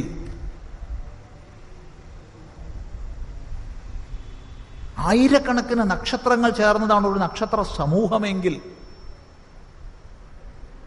എത്ര ബ്രഹ്മാണ്ടങ്ങൾ ചേർന്നതാണ് ഈ പ്രപഞ്ചമെന്ന് നമുക്കറിയില്ല. ഒന്നറിയാം, അനേക കോടി ബ്രഹ്മാണ്ട നായകായ നമഃ. അനേക കോടി ബ്രഹ്മാണ്ടങ്ങളുടെ നായകനായിക്കൊണ്ട് നമസ്കാരം. അനന്ത കോടി ബ്രഹ്മാണ്ട ജനന്യൈ നമഃ. അനന്തകോടി ബ്രഹ്മാണ്ടങ്ങളുടെ മാതാവിനായിക്കൊണ്ട് ജനനിക്കായിക്കൊണ്ട് നമസ്കാരം. ശിവസഹസ്രനാമവും ലളിതാ സഹസ്രനാമവും ഒക്കെ പാരായണം ചെയ്യുന്നവർക്ക് അറിയാം. കോടി ബ്രഹ്മാണ്ടങ്ങൾ. പക്ഷേ ഇവിടെയും നമ്മൾ കാണുന്നത് ഇതേ നിയമം. നിരന്തരമായ അചിന്ത്യ വേഗതയിലുള്ള ചലനത്താൽ ഉണ്ടാവുന്ന അചലഭാവം. എപ്രകാരം ഒരറ്റത്തിൽ ഞാൻ കണ്ടു അപ്രകാരം തന്നെ. എന്തൊരു അത്ഭുതമാണത്! ഇതെന്തൊരു മഹാത്ഭുതം! ഈ അത്ഭുതത്തെ ഞാൻ പഠിക്കാൻ ശ്രമിക്കുമ്പോൾ മറ്റൊന്ന് ഞാൻ മനസ്സിലാക്കുന്നു. ഒരാറ്റമായാലും ഈ ബ്രഹ്മാണ്ടമായാലും ഈ പ്രപഞ്ചമായാലും രണ്ടിടത്തും ഒരു നിയമക്രമമുണ്ട്, ഒരു വ്യവസ്ഥയുണ്ട്. ഈ പ്രപഞ്ചത്തിനൊരു വ്യവസ്ഥയുണ്ട്. വ്യവസ്ഥാരഹിതമല്ല പ്രപഞ്ചം. വ്യക്തമായ നിയമക്രമത്തിൻ്റെ അടിസ്ഥാനത്തിൽ ഈ പ്രപഞ്ചം നിയമിതമാണ്.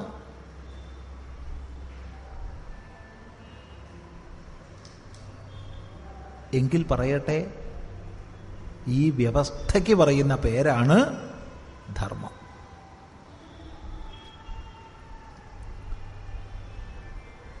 പ്രപഞ്ച വ്യവസ്ഥയാണ് ധർമ്മം, സംശയമില്ല. നല്ലൊരു വ്യാഖ്യാനം യജുർവേദീയമായ ഈശാവാസ്യ ഉപനിഷത്തിൽ നമുക്ക് ലഭിക്കും. യാഥാ തഥ്യതോ അർത്ഥാൻ വ്യദധാത്. ഇത്ര നല്ല സുന്ദരമായൊരു ധർമ്മവ്യാഖ്യാനം വരെ കാണാൻ പണിയാണ്. എങ്ങനെ വേണോ അങ്ങനെ സകലത്തെയും വിഭജിച്ച് വെച്ചിരിക്കുന്നു. എങ്ങനെ വേണോ അങ്ങനെ സകലത്തെയും വിഭജിച്ച് വെച്ചിരിക്കുന്നു. അതാണ് ഈ പ്രപഞ്ച വ്യവസ്ഥ. ചിലപ്പോൾ നമുക്ക് തോന്നും അങ്ങനെ ഒരു വ്യവസ്ഥയൊന്നും ഇല്ല എന്ന്. അത് നമ്മുടെ ഹ്രസ്വദൃഷ്ടി കൊണ്ട് തോന്നുന്നതാണ്. ഉണ്ട്, പ്രപഞ്ച വ്യവസ്ഥയുണ്ട്.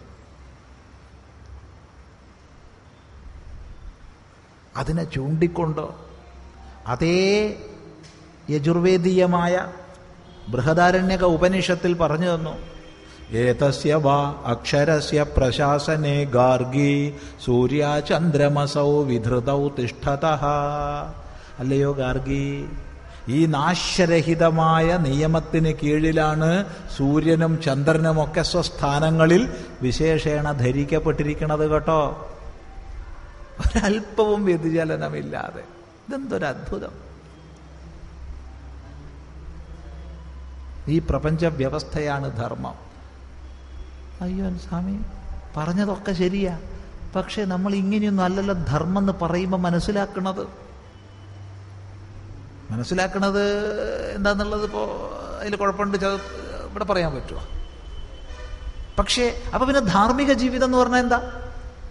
ധാർമ്മിക ജീവിതം, ധർമ്മം എന്നതിൻ്റെ അർത്ഥം ഇങ്ങനെ പ്രപഞ്ച വ്യവസ്ഥ എന്നാണെങ്കിൽ ധാർമ്മിക ജീവിതം എന്ന് പറഞ്ഞാൽ എന്താ അർത്ഥം? ലളിതമാണ്. ഈ പ്രപഞ്ച വ്യവസ്ഥയെ മനസ്സിലാക്കി അതിനനുസൃതമായി ജീവിക്കുന്നതാണ് ധാർമ്മിക ജീവിതം. എൻ്റെ വാക്കിനെ കൊണ്ട്, എൻ്റെ പ്രവൃത്തികളെ കൊണ്ട്, എൻ്റെ ചിന്തകളെ കൊണ്ട് ഈ പ്രപഞ്ച താളത്തിനൊരു ഭംഗം വരരുതേ. അതാ ധാർമ്മിക ജീവിതം. അല്ലാണ്ട് കുളിക്കണതോ കുറി തൊടണമൊന്നും അല്ല. കുളിക്കണം, കുറി തൊടണത് വേറെ വിഷയം. അനുഷ്ഠാനങ്ങളിൽ വരുമ്പോൾ നമ്മൾ പഠിക്കും, നിർബന്ധമായും അനുഷ്ഠാനങ്ങൾ ഉണ്ടായിരിക്കണം, അത് വേറെ വിഷയം. പക്ഷേ ധാർമ്മിക ജീവിതം എന്ന് പറയുമ്പോൾ ഈ പ്രപഞ്ച വ്യവസ്ഥയെ തിരിച്ചറിഞ്ഞുള്ള ജീവിതമാണ്, പ്രപഞ്ച താളത്തിനനുസൃതമായ ജീവിതമാണ്. എൻ്റെ ജീവിതം കൊണ്ട് ഈ പ്രപഞ്ച താളത്തിന് ഭംഗമുണ്ടാവരുത് എന്ന സങ്കല്പത്തോടു കൂടിയ ജീവിതമാണ്. അതല്ലേ ഭഗവാൻ വേദവ്യാസൻ പറഞ്ഞത്? ശ്രൂയതാം ധർമ്മ സർവസ്വം ശ്രുത്വൈതദവധാര്യതാം ആത്മന പ്രതികൂലാനി പരേഷാം ന സമാചരേത്. ധർമ്മത്തിൻ്റെ സാരസർവസ്വം കേട്ടോളൂ. കേട്ടാൽ മാത്രം പോരാ, അതിനനുസരിച്ച് ജീവിക്കണം. എന്താ? തനിക്ക് പ്രതികൂലമായത് താൻ മറ്റാരോടും ചെയ്യരുതേ. അതാണ് ഈ പ്രപഞ്ച വ്യവസ്ഥയ്ക്ക് അനുസൃതമായ ജീവിതമാണ് ധാർമ്മിക ജീവിതം എന്ന് പറഞ്ഞത്. വിസ്തരിച്ചാൽ തീരില്ല. ഈ ചുരുങ്ങിയ വാക്കിൽ ധർമ്മം എന്നുള്ളതിനെ നമുക്ക് മനസ്സിലാക്കാം. മതമോ? രണ്ടാമത്തെ ചോദ്യം മതമാണ്. മതം അഭിപ്രായമാണ്. മതം അഭിപ്രായം. എന്തഭിപ്രായം? ആരുടെ അഭിപ്രായം? ഈ പ്രപഞ്ചത്തിലെ മനുഷ്യ ജീവിതത്തെ സംബന്ധിച്ച്, അതിൻ്റെ ലക്ഷ്യത്തെ സംബന്ധിച്ച്, ഈ പ്രപഞ്ചത്തെ സംബന്ധിച്ച്, അതിൻ്റെ നിയാമകനെ സംബന്ധിച്ചൊക്കെ തന്നെ ഇങ്ങനെയുള്ള വിവിധ വിഷയങ്ങളെ സംബന്ധിച്ച് ഈ ലോകത്തിൻ്റെ വ്യത്യസ്ത പ്രദേശങ്ങളിൽ ജീവിച്ചിരുന്ന ചില മഹാത്മാക്കൾക്ക്, അവർ ആധ്യാത്മിക ആചാര്യന്മാരാകാം, അവർ സാമൂഹ്യ പരിഷ്കർത്താക്കളാവാം, അവർ ഏതെങ്കിലും വിധേന സമൂഹത്തിൽ സ്വാധീന ശക്തികളായിരുന്നവരായിരുന്നു. അങ്ങനെയുള്ളവരുടെ അഭിപ്രായങ്ങൾ ഒരു ജനസമൂഹം സ്വീകരിച്ച് പിൻപറ്റി ജീവിതക്രമം തുടരുമ്പോൾ അതൊരു മതമായി രൂപപ്പെടുന്നു. ആ ദേശത്ത്, ആ കാലത്ത്, ആ വ്യക്തിയിലൂടെ വന്ന അഭിപ്രായങ്ങളെ പിൻപറ്റി ജനസമൂഹം ജീവിതം വാർത്തെടുക്കുമ്പോഴാണ് ഓരോ മതം ഉരുത്തിരിയുന്നത്. ക്രിസ്ത്യൻ മതം, യഹൂദ മതം, ഇസ്ലാം മതം, ശൈവ മതം, വൈഷ്ണവ മതം, ശാക്തേയ മതം, സൗരമതം, സ്കാന്ദമതം, ഗാണപത്യ മതം, ജൈനമതം, ബുദ്ധമതം, ഒക്കെ മതങ്ങൾ. എത്രയോ മതങ്ങൾ ജനിച്ചു, എത്രയോ മതങ്ങൾ മരിച്ചു, ഇനി എത്രയോ ജനിക്കും, ഇനി എത്രയോ മരിക്കും. പക്ഷെ ഏത് മതം ജനിച്ചാലും മരിച്ചാലും അതിൻ്റെയൊക്കെ അധിഷ്ഠാന ഭൂമികയായി നിലകൊള്ളുന്നത് ധർമ്മം. നിലകൊള്ളേണ്ടത് ധർമ്മം. മതത്തിന് മതാന്തരമുണ്ട്, ധർമ്മത്തിന് ധർമാന്തരം ഇല്ല. ധർമാന്തരം അധർമ്മമാണ്, അധർമ്മം പരിത്യാജ്യമാണ്. മതത്തിനുള്ള മതാന്തരം പരിത്യാജ്യമല്ല. ശ്രദ്ധിക്കുക. മതത്തിന് മതാന്തരമുണ്ടെന്ന് പറഞ്ഞു, അത് പരിത്യാജ്യമല്ല.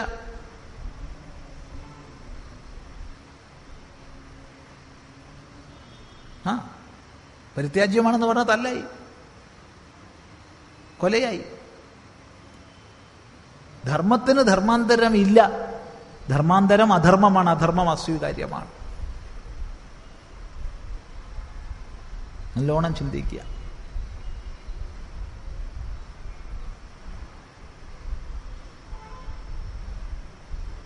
ധർമ്മവും മതവും വല്ലാത്തൊരു വിഷയമാണ്. ഒരിക്കൽ ആശ്രമത്തിൽ 2 പേര് വന്നു. ഇവർ കോഴിക്കോട് സുന്നി മർക്കസിൽ പഠിക്കുകയും പഠിപ്പിക്കുകയും ചെയ്യുന്നവരാണ്. ഉയർന്ന ക്ലാസ്സിൽ പഠിക്കുന്നു, താഴ്ന്ന ക്ലാസ്സിൽ പഠിപ്പിക്കുന്നു. നല്ലത്. വെള്ളമുണ്ട്, വെള്ള ഷർട്ട്, വെള്ള തലയെക്കെട്ട്. ഞങ്ങൾ വളരെ നേരം സംസാരിച്ചിരുന്നു. ഒരു 40 മിനിറ്റിലധികം ഞങ്ങൾ സംസാരിച്ചിരുന്നു. അവർ പരിചയപ്പെടുത്തി. 40 മിനിറ്റ് കഴിഞ്ഞപ്പോഴാണ് അവർ പറയുന്നത്, ആദ്യം പറഞ്ഞില്ല, സ്വാമിജി അന്ന് CD-കളിലായിരുന്നില്ല അവിടുന്ന് പ്രഭാഷണം ഇറക്കിയിരുന്ന, കാസറ്റായിരുന്നു. സ്വാമിയുടെ ധർമ്മവും മതവും എന്നൊരു പ്രഭാഷണം കാസറ്റ് ഞങ്ങൾ കേൾക്കാനിടയായി. അതിനെപ്പറ്റി കുറച്ചും കൂടിയും കൂടുതൽ എന്തെങ്കിലും സംസാരിക്കാൻ വേണ്ടിയാണ് വന്നത്. ധർമ്മവും മതമുള്ള വ്യത്യാസം സ്വാമിജി കുറച്ചും കൂടി ഒന്ന് പറയുമോ? പറയാം.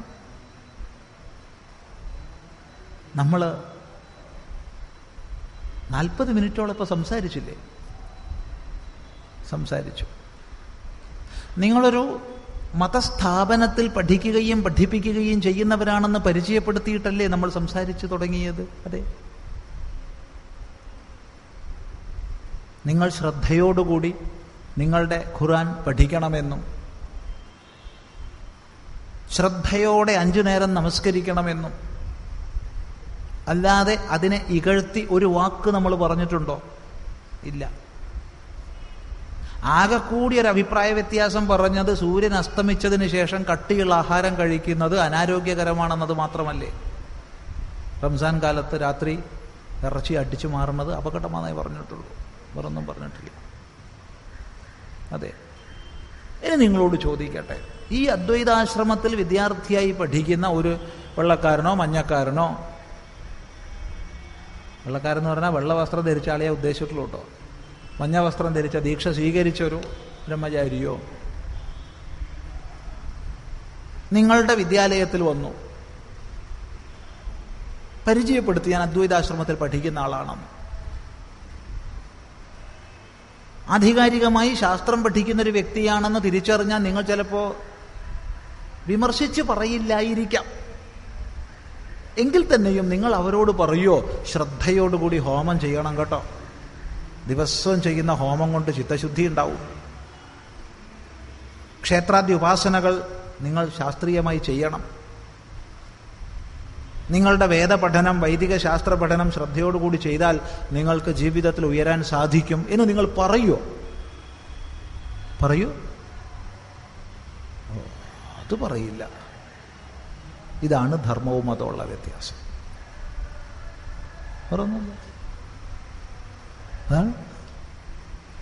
ഞങ്ങൾ പോയി വരാം, സന്തോഷം.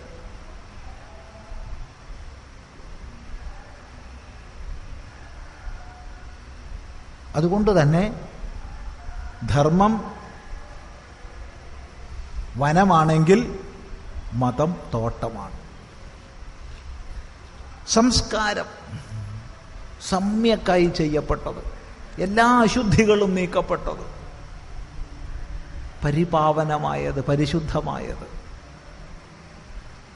അപ്രകാരമുള്ള ജീവിതക്രമത്തെ,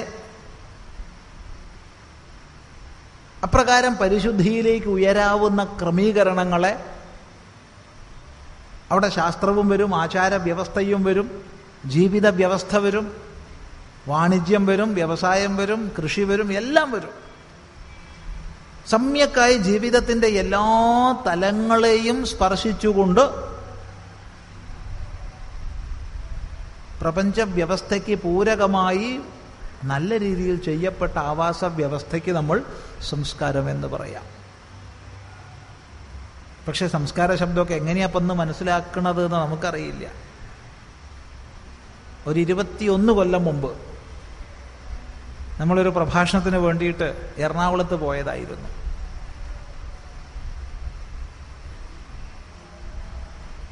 ഒരു പിഞ്ചു മോള് നോക്കിയിട്ട് പറഞ്ഞു, ഈ സ്വാമിക്ക് ഒരു സംസ്കാരവും ഇല്ല. സംസ്കാരം ഇല്ല എന്നല്ല കുട്ടി പറഞ്ഞ വാക്ക്, ഒരു കൾച്ചറും ഇല്ല എന്നാ. കൾച്ചർ എന്നുള്ളതിൻ്റെ അർത്ഥം സംസ്കാരം എന്നല്ലാച്ചാൽ പോലും ആ കുട്ടി ഉദ്ദേശിച്ചത് അതാന്ന് മനസ്സിലാക്കിയിട്ടാണ് അങ്ങനെ ഇവിടെ ഭാഷാന്തരം പറഞ്ഞത്. നമ്മൾ എന്താ മോളെ അങ്ങനെ പറയാൻ കാരണം, ഈ കോഴിക്കോട് നിന്ന് ഇങ്ങോട്ടൊരു ഷർട്ടും പോലും ഇടാണ്ടല്ലേ വന്നത്. അപ്പോൾ കോഴിക്കോട് നിന്ന് എറണാകുളം വരെ ഒരു ഷർട്ട് ഇടാണ്ടാ വന്നത്, അതുകൊണ്ട് സ്വാമിക്ക് സംസ്കാരം ഇല്ല. ഇപ്പോൾ ഷർട്ട് ഇട്ടാൽ സംസ്കാരമാവുമോ മോളെ? അപ്പം അതിൻ്റെ മുകളിലൊരു കോട്ടും കൂടി ഇട്ടാലോ? ആ കുട്ടിയെ ഒരിക്കലും കുറ്റം പറയരുത്, ഒരിക്കലും കുറ്റം പറയരുത്. അപ്പോൾ എന്തൊക്കെയാണ് നമ്മുടെ സമൂഹത്തിൻ്റെ സംസ്കാര സങ്കല്പം എന്നറിയില്ല. ശബ്ദാർത്ഥം പറഞ്ഞാൽ നേരത്തെ പറഞ്ഞതാ. പിന്നെ ഒരു വിഷയം കൂടിയുണ്ട്, ആത്മീയത. ആത്മീയത എന്ന് പറഞ്ഞാൽ സത്യത്തെ സംബന്ധിക്കുന്നതെന്നാണ് അർത്ഥം. ആത്മാ എന്ന് പറഞ്ഞാൽ സത്യം, ഉള്ളത്, ഉണ്മ. അസ്ഥീത്യേവോപലബ്ധവ്യ, ഉണ്ട്, ആകുന്നു എന്നറിയപ്പെടേണ്ടതാണെന്ന് ശ്രുതി പ്രഖ്യാപിക്കും. അപ്പം എന്താണ് ഉണ്മ, എന്താണ് അസ്തിത്വം, എന്താണ് സത്ത? അതാണ് ആത്മ. ഇംഗ്ലീഷ് ഭാഷ കടമെടുത്താൽ എക്സിസ്റ്റൻസ് അബ്സല്യൂട്ട് എന്ന് പറയാം. സത്ത, ഉണ്മ. അതിനെ സംബന്ധിക്കുന്നത് ആത്മീയം. അതിലൂടെ ഭാവസൂചകമായി താകൂടി ചേർന്നാൽ ആത്മീയതയായി. അപ്പോൾ സത്യത്തെ സംബന്ധിക്കുന്ന ജീവിത വീക്ഷണം, സത്യോന്മുഖമായ ജീവിതക്രമം, സത്യസാക്ഷാത്കാരം ഇച്ഛിച്ചുകൊണ്ടുള്ള ജീവിത ക്രമീകരണം, അതിനൊക്കെ നമുക്ക് പറയാവുന്ന ഒരു നല്ല ശബ്ദമാണ് ആത്മീയത, സത്യോന്മുഖത എന്ന് പറയാം. മനസ്സിലായില്ല? നോക്കൂ, നമ്മൾ ഈ ഉണ്ടായി നശിച്ചു പോകുന്ന ദൃശ്യവർഗത്തിൻ്റെ നടുക്ക് ജീവിക്കുമ്പോൾ എന്താ ഇതിൻ്റെയൊക്കെ അധിഷ്ഠാനം, എന്താ ഉള്ളതെന്നൊന്ന് ആലോചിക്കണ്ടേ? ഒരാലോചനയോടുകൂടിയ ജീവിതക്രമമാണ് ആത്മീയത. പലപ്പോഴും വളരെ തെറ്റിദ്ധരിക്കുന്നൊരു വിഷയാട്ടോ. പലപ്പോഴും ആത്മീയത എന്നൊക്കെ പറഞ്ഞാൽ ജോലി എന്നൊക്കെ റിട്ടയർ ചെയ്തു, ഇനി കുറച്ച് ആത്മീയതയൊക്കെ ഏറ്റു കൂടണം. അപ്പോൾ ജോലി എന്നൊക്കെ പിരിഞ്ഞു, ഇനിയിപ്പോൾ കുറച്ച് ആത്മീയതയാവാമെന്നാണ് വിചാരിക്കുന്നത്. അയ്യോ, ഇവർ ഈ ചെറുപ്പക്കാർക്കൊക്കെ എന്ത് പറ്റി ഇങ്ങനെ ആത്മീയമൊക്കെ ആയിട്ട് പറയണത് നടക്കുന്നത് എന്നൊക്കെയാണ് നമ്മുടെ സമൂഹത്തിൻ്റെ ഒരു സങ്കല്പം. കാരണം ആത്മീയത എന്ന് പറഞ്ഞാൽ വേറെന്തൊക്കെയോ മനസ്സിലാക്കിയിരിക്കുക. ആശ്രമത്തിലൊരു ചെറുപ്പക്കാരൻ വന്നിരുന്നു, കോളേജ് വിദ്യാർത്ഥിയാണ്. സ്വാമിജി, ഞാൻ ഈ ലൗകിക ജീവിതം മുഴുവൻ ഉപേക്ഷിച്ച് സന്യസിക്കാൻ വേണ്ടിയാണ് വന്നിട്ടുള്ളത്, ആത്മീയ ജീവിതത്തെ സ്വീകരിക്കാൻ. സ്വാമി, എനിക്ക് വഴി കാട്ടണം. കൂട്ടാ, സ്ഥലം തെറ്റിപ്പോയല്ലോ, ഞാൻ ലൗകികനാണ്, ഞാൻ തനി ലൗകികനാണ്. ഞാൻ ഒരു ലോകം ഉപേക്ഷിച്ചിട്ടില്ല. ഈ ലോകത്തിലെ വെള്ളമാണ് ഞാൻ കുടിക്കണത്, ഈ ലോകത്തിലെ വായുവാണ് ഞാൻ ശ്വസിക്കണത്, ഈ ലോകത്തിലെ ആഹാരമാണ് ഞാൻ കഴിക്കണത്, ഈ ലോകത്തിലാണ് ഞാൻ ഇരിക്കണതും നടക്കുന്നതും കിടക്കുന്നതും പറയണതും എല്ലാം. ഞാൻ ലൗകികനാണ്.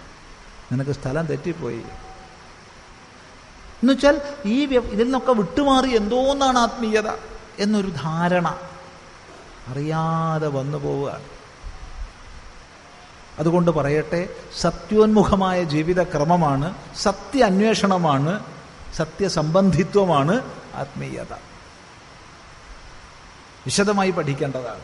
ഏതായാലും ഇവിടെ ധർമ്മം, മതം, സംസ്കാരം, ആത്മീയത എന്ന 4 വാക്കുകളെ ഒന്നിച്ച് പറഞ്ഞതുകൊണ്ട് കിട്ടിയ സന്ദർഭം ഉപയോഗിച്ച് മറ്റൊന്ന് പറയട്ടെ. എവിടെ മതം അവസാനിക്കുന്നുവോ അവിടെയാണ് ആത്മീയത ആരംഭിക്കുക. പലരും നമ്മൾ മനസ്സിലാക്കിയിട്ടുള്ളത് മതവും ആത്മീയതയും ബന്ധപ്പെട്ടതാണ്. മതം തീരുന്നിടത്താണ് ആത്മീയത തുടങ്ങണത്. ഇത് പറഞ്ഞാൽ പലർക്കും ഇഷ്ടപ്പെടില്ല കേട്ടോ. ഇഷ്ടപ്പെട്ടാലും കൊള്ള, ഇല്ലെങ്കിലും കൊള്ള, സത്യം പറയാണ്ട് നിവൃത്തിയില്ല. മതം അവസാനിക്കുന്നിടത്താണ് ആത്മീയത ആരംഭിക്കുന്നത്. അതിരിക്കട്ടെ, ഇതിൻ്റെ സംഘാടകരോടൊരു സംശയം അങ്ങോട്ട് ചോദിക്കാമല്ലോ. ഇത് എത്ര മണി വരെയാ വെച്ചേ?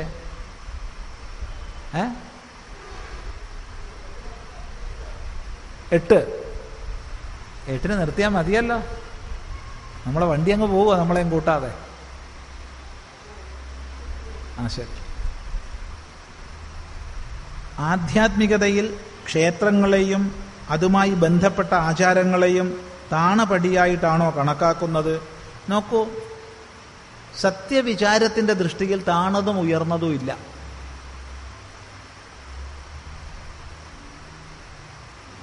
ഞാൻ പറയുകയാണ്, നിങ്ങളൊക്കെ എന്നേക്കാൾ താണവരാണ്.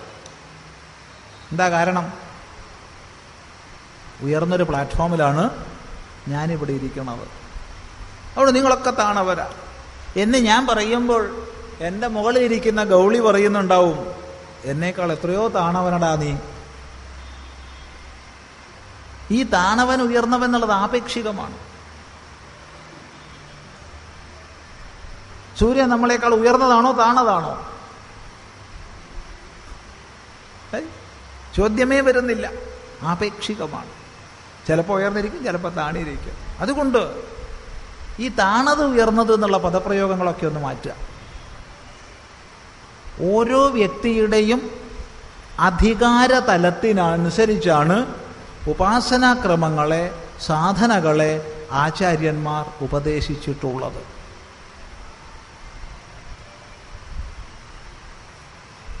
മുമ്പൊരാൾ ഗുരുനാഥൻ്റെ അടുത്ത് പോയി, എന്താടാ വേണ്ടത്?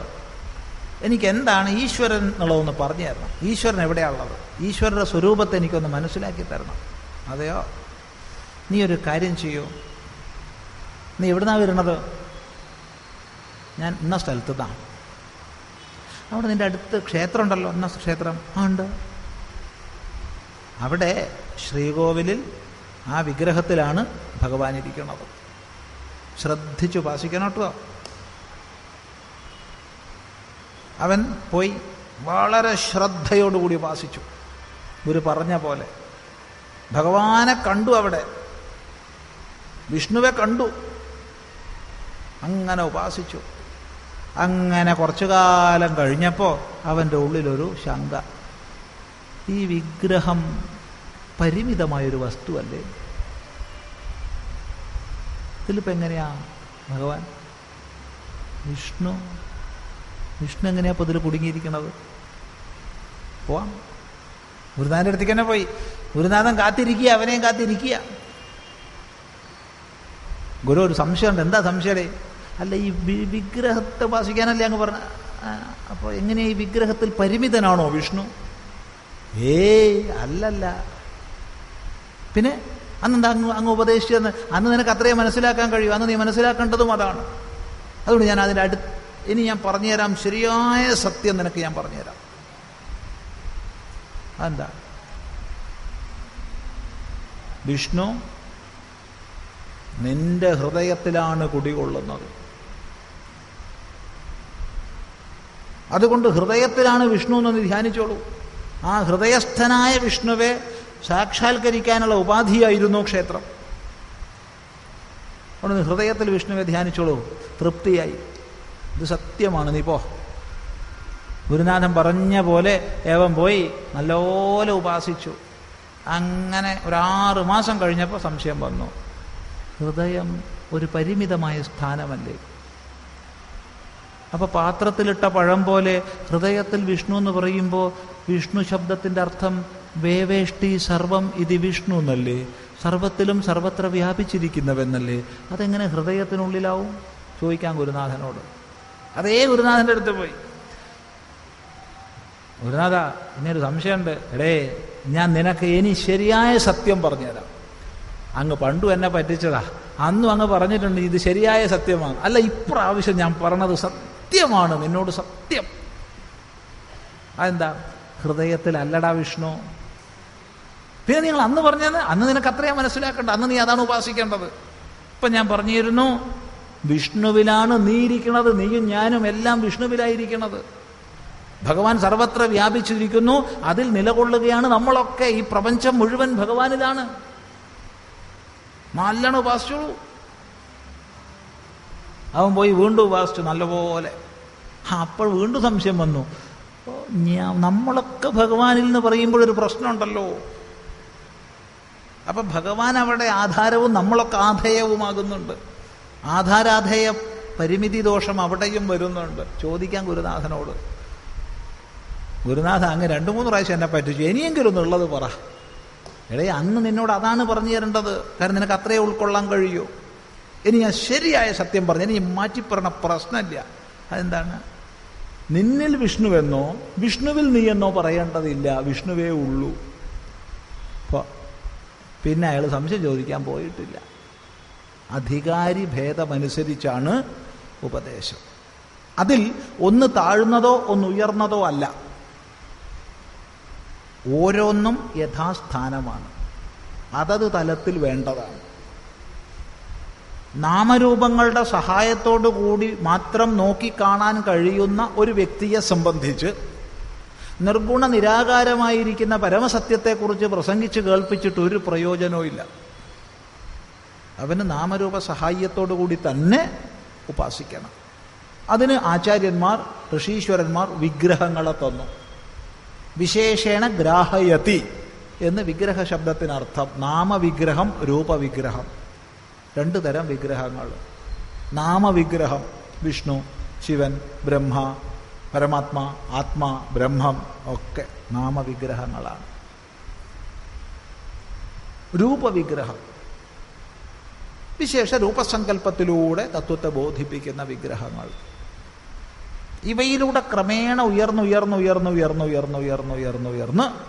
അധികാരതലത്തെ ക്രമീകരിക്കണം. അതുകൊണ്ട് താഴ്ന്നത് ഉയർന്നതെന്ന് പറയരുത്, അധികാരഭേദമനുസരിച്ച് മനസ്സിലാക്കേണ്ടതാണ്. ഇതാണ് മറുപടി.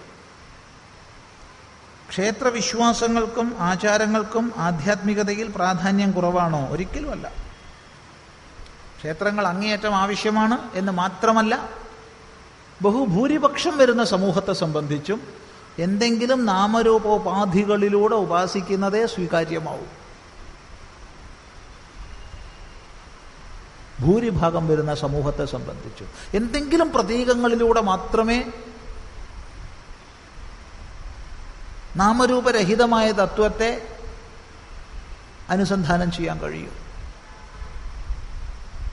ഞാൻ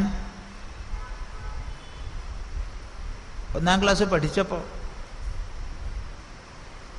ടീച്ചർ 1 2 3 ഒക്കെ പറഞ്ഞു തന്നു. ഒരെത്തും പിടിയും കിട്ടിയില്ല.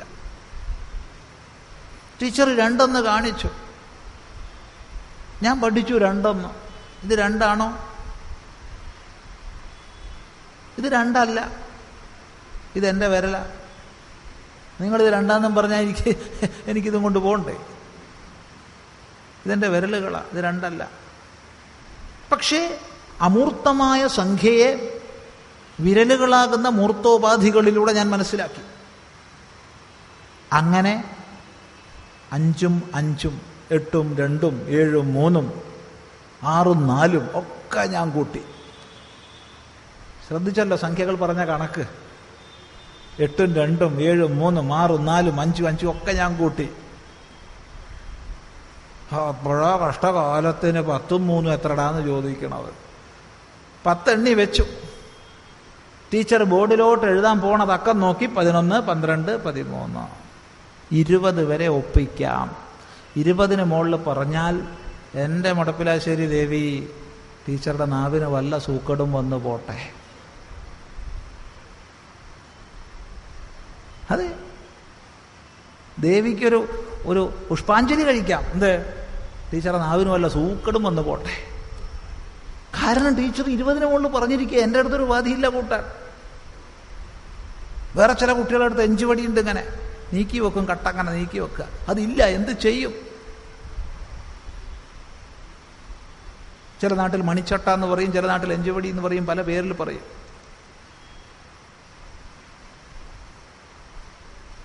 എന്നാ ഞാൻ ആയിരക്കണക്കിന് കൂട്ടാൻ പഠിച്ചു മനസ്സിൽ. ഇപ്പല്ലാട്ടോ, ഇപ്പോഴത്തെ ഞാൻ വിരലുകൊണ്ട് ഞെക്കണം. 6 4 എത്രയാ? ഓ, ആയിരക്കണക്കിന് മനസ്സ് കൂട്ടി എൻ്റെ ഒരു അധപ്പതനെ. ഇപ്പം 6 4 കൂട്ടണമെങ്കിൽ 6 + 4 ഏവൻ വല്ല 11 എന്ന് പറഞ്ഞെന്നാൽ ഞാൻ 11 എന്ന് വിശ്വസിക്കും. ഇത്രയായിരിക്കുന്നു ഞാൻ.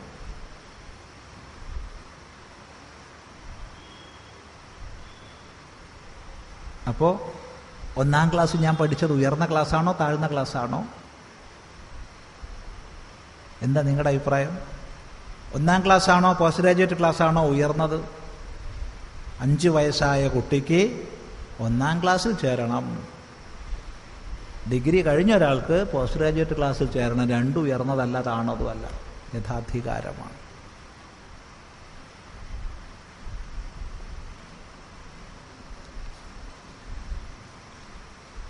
വസ്തു വിചാരം ചെയ്തു പുണ്യകർമ്മങ്ങളിലൂടെയും ഓംകാര ഉപാസനയിലൂടെയും ശരീരം ഉപേക്ഷിക്കുന്നവർ ഉത്തരായണത്തിലൂടെ തിരിച്ചു വരാതെയുള്ള ബ്രഹ്മലോകത്തെത്തുന്നു. ഇതാണ് മുക്തിയെങ്കിൽ എല്ലാ പേരും ആ മാർഗത്തിലൂടെ പോയാൽ ഈ പ്രപഞ്ചത്തിൻ്റെ നിലനിൽപ്പ് എങ്ങനെയാകും? എന്തായാലും ഈ പ്രപഞ്ചത്തെ നിലനിർത്താൻ ഇത്ര ഇച്ഛിക്കുന്ന ഒരു മനോഭാവത്തെ നമ്മൾ നമസ്കരിക്കുന്നു. അടിസ്ഥാനപരമായ വ്യത്യാസം, ഇത് പാരമാർത്ഥികമായ മുക്തിയല്ല. ഇത് മുക്തിയാണ്, ഇത് ക്രമമുക്തിയാണ്. ഇത് സദ്യോമുക്തിയല്ല, ഇത് ക്രമമുക്തി. അപ്പൊ ശരിയായ മുക്തി എന്താ? ഇത് ശരിയായ മുക്തി തന്നെയാ. അപ്പൊ പിന്നെ ഈ മുക്തിയിലേക്ക് ഉയരുന്നവർക്ക് ജീവൻ മുക്തി സുഖമില്ല. ഈ പറഞ്ഞ പ്രകാരം വസ്തുവിചാരം ചെയ്ത് പുണ്യകർമ്മങ്ങളിലൂടെ ഓങ്കാര ഉപാസനയിലൂടെ അങ്ങേയറ്റം വിരക്തിയെ പ്രാപിച്ച് ശരീരത്തെ ഉപേക്ഷിക്കുന്നവർ ഉത്തരായണത്തിലൂടെ ബ്രഹ്മലോകത്തിലെത്തി മുക്തരാവുന്നു. ശരിയാണ്. പക്ഷേ അവർക്കൊരു കുഴപ്പമുണ്ട്. എന്താ കുഴപ്പം? ജീവൻ മുക്തി സുഖം അവർക്കില്ല. അപ്പൊ ജീവൻ മുക്തി സുഖം ആർക്കാ? അത് ജീവിച്ചിരിക്കെ മുക്തരാവുന്നവർക്കാ. ജീവിച്ചിരിക്കെ ആരാ മുക്തരാവുന്നത്? ഈ പ്രപഞ്ചത്തിന്റെ മിഥ്യാത്വത്തെ ബോധിച്ച് സച്ചിദാനന്ദ സ്വരൂപമാണ് താനെന്ന സാക്ഷാത്കാരത്തോട് കൂടിയവർ ജീവൻ മുക്തരാ. അവർ മരിച്ചാലും മുക്തരാ, ഇരുന്നാലും മുക്തര്, പോയാലും മുക്തര്. ഇരിക്കട്ടെ. അപ്പോഴാണ് അടുത്ത ചോദ്യം, ഇങ്ങനെ എല്ലാ പേരും മാർഗത്തിലൂടെ പോയാൽ പോവില്ലല്ലോ. പോയാൽ പോവില്ലെന്നേ.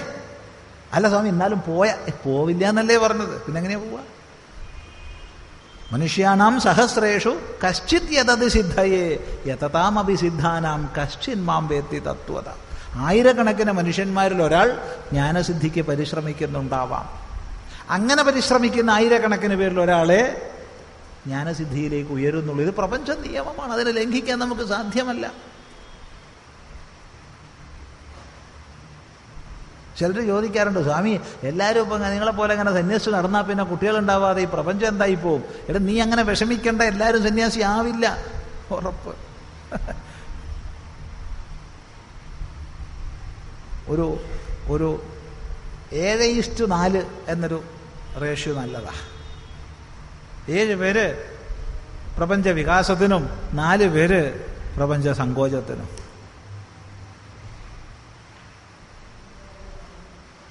അതിപ്പോൾ പോയി 1,00,000-1 1,00,000:1 ഉണ്ടോയെന്ന് സംശയം. അർത്ഥം മനസ്സിലായി എന്ന് വിചാരിക്കുക. ഒന്നും കൂടി സ്പഷ്ടമാക്കാം. മരീച്യാദി സപ്തർഷികളെ പ്രപഞ്ച വികാസത്തിനും സനക സനന്ദന സനത്കുമാരാദി കുമാരന്മാരെ നിവൃത്തിമാർഗ നിരതരായും കൽപ്പിച്ചു എന്നാണ് ശാസ്ത്രം. അപ്പൊ പ്രപഞ്ച വിസ്താരത്തിന് മരീച്യാദി 7 പേരെ നിയോഗിച്ചപ്പോൾ പ്രപഞ്ച സങ്കോചത്തിന് വെച്ചാൽ മുക്തിയിലേക്കുള്ള മാർഗത്തിലേക്ക്, നിവൃത്തി മാർഗത്തിലേക്ക് 4. പ്രവൃത്തി മാർഗം 7, നിവൃത്തി മാർഗം 4. അതായത് 7 ഗൃഹസ്ഥന്മാരുണ്ടാവുമ്പോൾ 4 സന്യാസിമാർ ഉണ്ടാവണം. അതാണ് നമ്മുടെ ഒരു വൈദിക കാഴ്ചപ്പാട്. ഇന്നത് പോയിട്ട് 1,00,000 പേർക്ക് ഒരാളുണ്ടായാൽ മതിയായിരുന്നു. അതുപോലും ഇല്ല.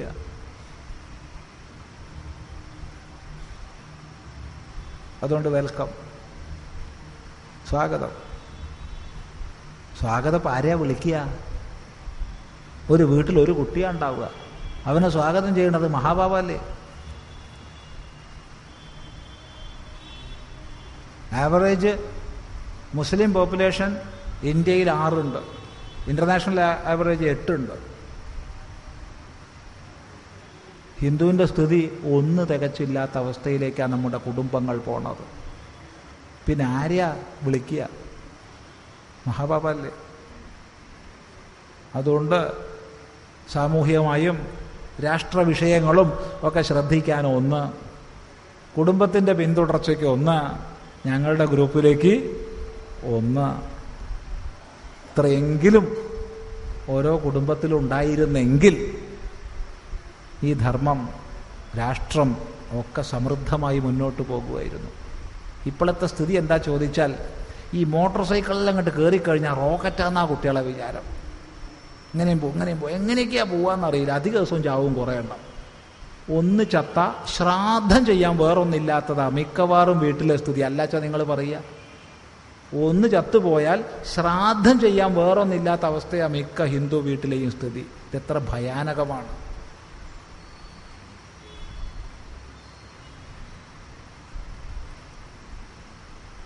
അതുകൊണ്ട് എന്തായാലും എല്ലാവരും സന്യസിച്ചു പോയിട്ടോ എല്ലാവരും മുക്തരായിട്ടുമോ ഈ പ്രപഞ്ച വ്യവസ്ഥ ഇല്ലാതാവുന്ന ആരും ഭയപ്പെടണ്ട. അങ്ങനെ സംഭവിച്ചിട്ടില്ല, ഒരു കാലവും സംഭവിക്കുകയും ഇല്ല. കാരണം അവിടെ ഒരു രസകരമായൊരു കൽപ്പന, വളരെ രസകരമായൊരു കൽപ്പന ഭഗവാൻ ഭാഷ്യകാരൻ ചെയ്തിട്ടുണ്ട്. ഇതൊക്കെ ബ്രഹ്മഹത്യാദോഷം, വലിയ ദോഷമാണ്. അത് ആരോപിക്കുന്നുണ്ട് ഭഗവാൻ ഭാഷ്യകാരൻ കാമനിൽ.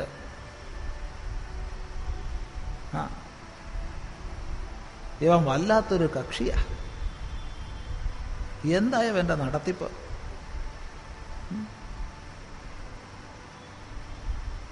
വല്ലാത്തൊരു നടത്തിപ്പായവൻ്റെ. കാരണം ഓരോ വ്യക്തിയുടെയും ഉള്ളിൽ കയറി കൂടിയിട്ട് ഇതര വിപരീതമായിരിക്കുന്ന ലിംഗത്തിലുള്ള ആളെക്കുറിച്ച് വലിയ പൊടിപ്പും തൊങ്ങലും കലർന്ന ഭാവനയൊക്കെ ഉണ്ടാക്കി കൊടുത്തിട്ട് അന്യഥാ ബ്രഹ്മനിഷ്ഠന്മാരായി പോകുമായിരുന്ന എവരെയൊക്കെ യവൻ നശിപ്പിക്കുകയല്ലേ എന്നൊരു ചോദ്യം. കാമോ നാമ മഹാൻ ജഗദ്ഭ്രമയിത സ്ഥിത്വാന്തരംഗേ സ്ഫുടം സ്ത്രീപുംസാ വിതരേതരാംഗഗുണകൈഃ ഭാവൈശ്ച ഹാസൈ സ്വയം അന്യോന്യം പരിമോഹ്യ നൈജതമസാ പ്രേമാനുബദ്ധേന തൗ ബദ്ധ്വാ ഭ്രാമയതി പ്രപഞ്ചരചനാം സംവർദ്ധയൻ ബ്രഹ്മഃ. ബ്രഹ്മഃ എന്നാ പറയുന്നത്. ബ്രഹ്മഹത്യാദോഷം ആരോപിച്ചിരിക്കുക കാമനിൽ കുറ്റവിചാരണ ചെയ്തിട്ട്. കാരണം ഇത് ഉള്ളിൽ കയറി ഇരുന്നിട്ട് ഇതര വിപരീത ലിംഗത്തെക്കുറിച്ച് വലിയ കേമത്തരം തോന്നിച്ചിട്ട് അന്യോന്യം പരിമോഹ്യ നൈജതമസ, സ്വന്തം അന്ധകാരം കൊണ്ട് പരസ്പരം മോഹിപ്പിച്ച് കളഞ്ഞിട്ട്, ആണിനെ മോഹിപ്പിക്കും പെണ്ണിനെ കൊണ്ട്, പെണ്ണിനെ മോഹിപ്പിക്കും ആണിനെ കൊണ്ട്, എന്നിട്ട് ഭാവൈഹി ഹാസൈഹി, ഭാവങ്ങളെ കൊണ്ടും ചിരികളെ കൊണ്ടും ഒക്കെ മോഹിപ്പിച്ച് ഇവരെ തളച്ചു കളയുന്നല്ലോ. അല്ലെങ്കിൽ ഇവരൊക്കെ ബ്രഹ്മവിചാരം ചെയ്തിട്ട് ഉയർന്ന് ബ്രഹ്മനിഷ്ഠന്മാരാകുമായിരുന്നു. അതുകൊണ്ട് ബ്രഹ്മഹത്യാദോഷം കാമനുണ്ടെന്നാ പറയുന്നത്. അതുകൊണ്ട് ആരും പേടിക്കണ്ട. ഈ കാമൻ ഇവിടെ ഉള്ള കാലത്തോളം എല്ലാവരും മുക്തരാകുന്നോ സന്യാസിമാരാകുന്നോ ബ്രഹ്മലോകത്തിലെത്തുന്നൊന്നും ആരും പേടിക്കണ്ട. ആ പേടിയൊക്കെ മാറ്റി വയ്ക്കുക.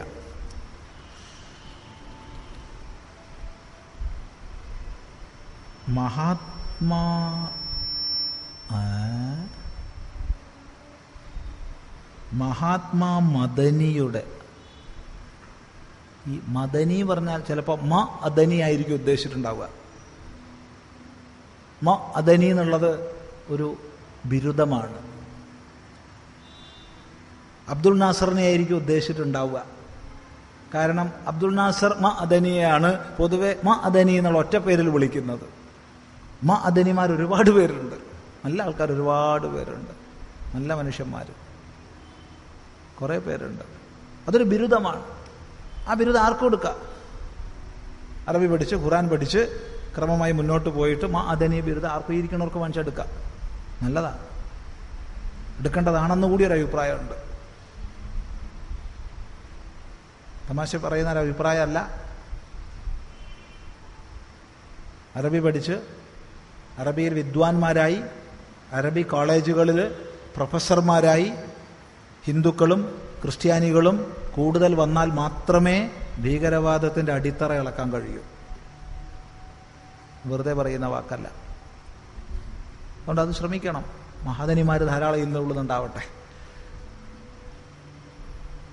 ഏതായാലും ഇവിടെ ഉദ്ദേശിച്ചത് അബ്ദുൽ നാസറാന്ന് മനസ്സിലായി. മഹാത്മാ എന്നുള്ള വാക്ക് ഇങ്ങനെ ഉപയോഗിക്കരുതേ. ഈ വാക്ക് ഉപയോഗിക്കുമ്പോൾ ശ്രദ്ധിക്കണം. രണ്ടടി തന്നോളൂ, സഹിക്കാം.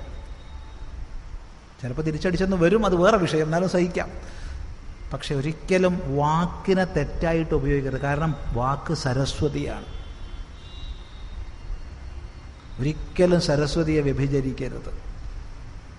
ഒരു മഹാത്മാ ശബ്ദം ആരുടെ കൂടെ ചേർക്കണം, ആരുടെ കൂടെ ചേർക്കണ്ട എന്നൊക്കെ ചില സ്വാമി അത് ഞാൻ വിപരീതാർത്ഥത്തെ പ്രയോഗിച്ചതാ, അല്ല അത് വായിച്ചപ്പോൾ മനസ്സിലായി, എങ്കിൽ തന്നെയും പറയാതെ വയ്യ. ശരി, മഹാത്മാ മദനിയുടെ കൂടെ പലപ്പോഴും കാണുന്ന വർക്കല രാജ് എന്ന കാഷായ വേഷധാരിയെ സ്വാമിജിക്ക് അറിയുമോ? അറിയേയില്ല. അങ്ങനത്തെ ഒരു ചിത്രം, ഒരു ഫോട്ടോ പല ഫ്ലക്സുകളിലും പല പരസ്യ ബോർഡുകളിലും ഈ എഴുതിയ ആൾ കണ്ടതുപോലെ നമ്മളും കണ്ടിട്ടുണ്ട് എന്നല്ലാതെ അതെപ്പോഴും ഉണ്ട്. ഒരു കാഷായം കൊടുത്ത ഒരാൾ കൂടെ ഉണ്ടാവും, ഒരു വലിയൊരു ചുമന്നൊരു കുറിയും ഉണ്ട്, ഒരു നീണ്ട തലമുടിയും ഉണ്ട്. അങ്ങനത്തെ ഒരു രൂപത്തെ കണ്ടിട്ടുണ്ട്. ആരാന്നറിയില്ല. പേര് തന്നെ എപ്പോഴാണ് വർക്കല രാജെന്ന് പിടികിട്ടിയത്? ഇപ്പോഴാണ്. നമുക്ക് പേരും അറിയില്ലായിരുന്നു. അപ്പോൾ ഈ വിഷയത്തിൽ ചിദാനന്ദപുരി സ്വാമിയേക്കാൾ എത്രയോ വലിയ ജ്ഞാനിയാണ് ഈ എഴുതിയ ആൾ. കാരണം പേരറിയാം, നമുക്കതും അറിയില്ലായിരുന്നു. വർക്കല രാജ് എന്നിപ്പോൾ മനസ്സിലായി. അയാളുടെ ആശ്രമം എവിടെയാണ് അറിയില്ല.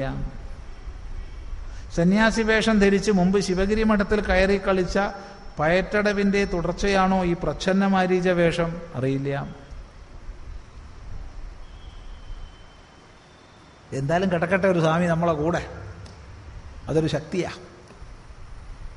അപ്പോൾ അവിടെ ഒരു അംഗീകാരമുണ്ട്. നോക്കണേ, രാവണൻ സീതയെ മോഷ്ടിക്കാൻ ദുരുദ്ദേശത്തോടുകൂടി ഉപയോഗിച്ചതാണ് കാഷായ വേഷമെങ്കിലും അവിടെ ഒരു മഹിമയുണ്ട്. എന്താ മഹിമ? ബഹുമാന്യമായതുകൊണ്ടാണല്ലോ സീതയെ വിശ്വസിപ്പിക്കാൻ ഇത് വേണമെന്ന് രാവണൻ മനസ്സിലാക്കിയത്. നമ്മളങ്ങനെ പോസിറ്റീവായി ചിന്തിക്കുക. അതുകൊണ്ട് എവനും സമൂഹത്തിലൊരു അംഗീകാരം പിടിച്ചു പറ്റാൻ എൻ്റെ കൂടെ വേണം ഒരു കാവിക്കാരൻ എന്നൊരു സങ്കല്പം തോന്നിയിട്ടുണ്ടെങ്കിൽ അതൊരു നന്മയല്ലേ? അവിടെയും ആദരവല്ലേ നമുക്ക്? അവൻ ചുണയുള്ളവനാണെങ്കിൽ ഇങ്ങനെ കാവിക്കാരനെ കൊണ്ടുപോകാണ്ട് തന്നെ സ്വന്തം മഹിമയിൽ ശോഭിക്കേണ്ടതായിരുന്നു. അതെ, അതുകൊണ്ട് ഇത് സന്തോഷാ തോന്നണത്, നമുക്ക് സന്തോഷാ തോന്നണത്. ഏതുപോലെ ചോദിച്ചാൽ, കഴിഞ്ഞ ദിവസം ഒരു അമ്മ ഒരു മോനെയും കൊണ്ടുവന്നു. സ്വാമി കണ്ടോ എവൻ്റെ ഒരു ആഭാസം, ഞാൻ പറഞ്ഞിട്ട് അവൻ കേൾക്കണില്ല, സ്വാമിയെങ്കിലും എന്ന് പറഞ്ഞു കൊടുക്കുക. എടേ, അമ്മ പറഞ്ഞാൽ കേൾക്കാത്തവനാണോ സ്വാമി പറഞ്ഞാൽ കേൾക്കുന്നത്? എന്താ പ്രശ്നം അമ്മ? അവൻ്റെ ഒരു കാത് കുത്തിയിരിക്കണത് കണ്ടോ? എന്തൊരാഭാസം! എന്തമ്മ ഒന്ന് കുത്തിയില്ലേ, ഇനി ഒന്ന് കുത്തിയാ പോരെ? മനസ്സിലായില്ല? രണ്ടും കുത്തണമെന്ന് പറഞ്ഞു. കർമ്മവേദം ഹിന്ദു സംസ്കാരമാണ്. അതൊക്കെ കാലാന്തരത്തിൽ നഷ്ടപ്പെട്ടു പോയി. രണ്ട് കാതും കുത്താണ്ടായി. ഇപ്പോൾ ഒന്നെങ്കിലും കുത്തി തുടങ്ങിയില്ലേ, ഇനി കുറച്ച് കഴിഞ്ഞ് മറ്റേ കുത്തിയാ പോരെ, എന്നാ രണ്ടായില്ലേ? അങ്ങനെ ഒന്ന് കാണാൻ പഠിക്കൂ. അപ്പൊ യവന് പോലും ഒരു സർവാംഗീകാരം വരണമെങ്കിൽ, കപടമായിട്ടാണെങ്കിൽ പോലും കാഷായ വസ്ത്രധാരി കൂടെ വേണം എന്നുണ്ടെങ്കിൽ കാഷായ വസ്ത്രത്തിന്റെ മഹത്വം യവന്റെ ഉള്ളിൻ്റെ ഉള്ളിൽ അറിയാം എന്നല്ലേ അതിൽ നമ്മൾ മനസ്സിലാക്കേണ്ടത്? ആണെന്നാ എൻ്റെ യുക്തിയും ബുദ്ധിയും പറഞ്ഞു തരണത്. നിങ്ങൾക്ക് സ്വീകരിക്കണ പോലെ സ്വീകരിക്കാം, തള്ളേണ്ട പോലെ തള്ളാം. ഇയാൾക്കെതിരെ ആരും ഇന്ന് വരെ കാര്യമായി പ്രതികരിച്ച്, എന്തിനാ വെറുതെ കേമന്മാരാക്കണത്? അവഗണിച്ചേക്കൂ. എല്ലാത്തിനും എതിരെ പ്രതികരിച്ച് വലിയ വലിയ ആൾക്കാരാക്കി മാറ്റണോ എവരെയൊക്കെ? അവഗണിച്ചേക്കുക. ഇവരൊക്കെ ഇത് തെറ്റാണ്, അങ്ങനെയാ ഇങ്ങനെയാന്നൊക്കെ നമ്മൾ പ്രസംഗിച്ച എവനങ്ങ് വലുതാവും. അവഗണിച്ചേക്കുക. ഹിന്ദു സമൂഹം ഇത് തീർത്തും അവഗണിക്കുന്നു എന്ന് വരണം. ഒരിക്കലും ഇതിനെതിരെ പ്രതികരിക്കരുത്. പ്രതികരിക്കുമ്പോൾ അവൻ വലിയ ആളായി. അക്സെപ്റ്റ് ചെയ്തു, നമ്മൾ അവനെ അക്സെപ്റ്റ് ചെയ്തു. ഒരിക്കലും ചെയ്യരുത്, അവഗണിച്ചേക്കുക. അതുകൊണ്ട് വല്ല കുഴപ്പമോ ഹിന്ദു ധർമ്മത്തിന് വരുന്നുണ്ടോ? ഒന്നും വരുന്നില്ല. വെറുതെ ചെറിയ ആൾക്കാരെ വലുതാക്കണ്ട. ഭൂനാഗം, മണ്ണിര സ്വാമി നല്ല നാഗമാണ്. അവനെ പറഞ്ഞ് പറഞ്ഞ് പറഞ്ഞ് മൂർഖനാക്കണ്ട. അവ മണ്ണിരയെ മൂർഖനാക്കണ്ട. ഓർമ്മിക്കുക. മനുഷ്യൻ മതങ്ങളെ സൃഷ്ടിച്ചു, മതങ്ങൾ ദൈവങ്ങളെയും. മനുഷ്യനും മതങ്ങളും ദൈവങ്ങളും കൂടി മണ്ണും മനസ്സും പങ്കുവെച്ചു. മണ്ണ് പങ്കുവെച്ചു, മനസ്സ് പങ്കുവെച്ചു എന്നുണ്ട്. പഴയ സിനിമാ പാട്ടാ, നല്ല പാട്ടാ, നമുക്ക് വളരെ ഇഷ്ടമുള്ളൊരു പാട്ടാ അത്. ഈ അർത്ഥം വരുന്ന ഗാനത്തിലെ വരികൾ ശരിയാണ്. പിന്നെ എന്താ വരിയല്ലാണ്ട്? മനുഷ്യനാണ്ട് മതം ഉണ്ടാക്കിയതാരാ? മനുഷ്യനാണ്. സ്വാർത്ഥഭൂയിഷ്ടമായ ചിന്താഗതിയോടുകൂടിയ മനുഷ്യനാണ് മതങ്ങളെ സൃഷ്ടിച്ചത്. ഈശ്വരന്റെ വ്യവസ്ഥ ധർമ്മവ്യവസ്ഥയാണ്. മതമുണ്ടാക്കിയത് മനുഷ്യനാണ്. ഈ മതത്തിനനുസരിച്ചാണ് ദൈവങ്ങളെ വിഭജിച്ചു വെച്ചത്. ഞങ്ങളുടേത് മാത്രം. അല്ലാണ്ട് ക്രിസ്ത്യൻ ദൈവം, മുസ്ലിം ദൈവം, ഹിന്ദു ദൈവം അങ്ങനെ ഉണ്ടോ? ദൈവത്തിന് പലതുണ്ടോ? ഇല്ല. അവിടെ ആ ചോദ്യം വരുന്നത്, എടേ ദൈവം പലതില്ലേ? ഇല്ല, ദൈവം ഒന്നാ. എന്നാ പിന്നെ നീ എവിടുന്ന് എങ്ങോട്ടാ മാറ്റാൻ നോക്കണത്? ഞങ്ങളുടെ കൂടെ പോര് പറഞ്ഞിട്ട് റിക്രൂട്ട്മെന്റ് ഏജൻസികൾ നാട് മുഴുവൻ നിറഞ്ഞിരിക്കുക. സ്വർഗത്തിലേക്ക് റിക്രൂട്ട് ചെയ്യുക, ദൈവത്തിലേക്ക്. ദൈവം ഒന്നാണെങ്കിൽ പിന്നെ നീ എവിടുന്ന് എങ്ങോട്ട് മാറ്റുന്നു? അപ്പൊ ആരാ ദൈവങ്ങളെ പങ്കുവെച്ചും സൃഷ്ടിച്ചും വൈവിധ്യപൂർണമാക്കുകയും ചെയ്തത്? മനുഷ്യനും മതങ്ങളും കൂടിയിട്ട. എന്നാൽ ഇവിടെ അഭിപ്രായ വ്യത്യാസമുണ്ട്, ഈ പറഞ്ഞ പോയിന്റിൽ മാത്രം. ആ പ്രകൃതത്തിൽ അത് ശരിയാ, ആ സംഗീതം ആ സിനിമയിൽ വരുന്ന സന്ദർഭത്തിൽ അത് ശരിയാ. പക്ഷെ അതിൽ നിന്ന് മാറ്റി പറയുമ്പോൾ അത് തെറ്റാ. കാരണം ദൈവം എന്ന് പറഞ്ഞാൽ ദേവശബ്ദത്തിൽ സ്വാർത്ഥമായിട്ടാണ് വന്നാലാണ് ദൈവശബ്ദം വരിക. ദേവശബ്ദത്തിന് പ്രകാശിപ്പിക്കുന്ന എന്ന അർത്ഥം. ഇപ്പൊ സർവത്തെയും പ്രകാശിപ്പിക്കുന്ന ചൈതന്യ സ്വരൂപമാണ് ദൈവം ഏകവചനത്തിൽ. ഓരോ പ്രപഞ്ച പ്രതിഭാസത്തിനും പിന്നിലുള്ള അധിനിയമമാണ് ദൈവം ബഹുവചനത്തിൽ. അപ്പൊ പിന്നെ ആരും ഉണ്ടാക്കിയതല്ല, അത് ഉള്ളതാ. പക്ഷെ ദൈവത്തിൽ ഭേദം കൽപ്പിക്കുന്നത് മതമാണ്. മതം മനുഷ്യ സൃഷ്ടമാണ്. മനുഷ്യനും മതങ്ങളും ദൈവങ്ങളും കൂടി മണ്ണും മനസ്സും പങ്കുവെച്ചു. മണ്ണിനിപ്പോൾ ഏകദേശമൊക്കെ ഇല്ലാണ്ടായിട്ടുണ്ട്.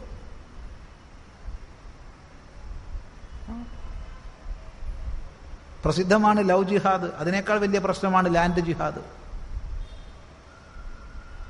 അതെ, മണ്ണ് ഏകദേശമൊക്കെ ഇല്ലാണ്ടായി. അതുകൊണ്ട് ദയവ് ചെയ്ത് ഒന്ന് മാത്രമേ അപേക്ഷിക്കാനുള്ളൂ. ദയവ് ചെയ്ത്, സന്യാസിക്ക് വേണ്ടി പറയുന്നതല്ല, സ്വത്ത് വിറ്റ് നശിപ്പിക്കരുതേ. നമ്മുടെ അച്ഛൻ, നമ്മുടെ അമ്മ നമുക്ക് തന്ന സ്വത്ത് നമ്മുടെ മക്കൾക്ക് കൈമാറണം. വിറ്റ് നശിപ്പിക്കരുതേ, ഒരപേക്ഷയാണ്.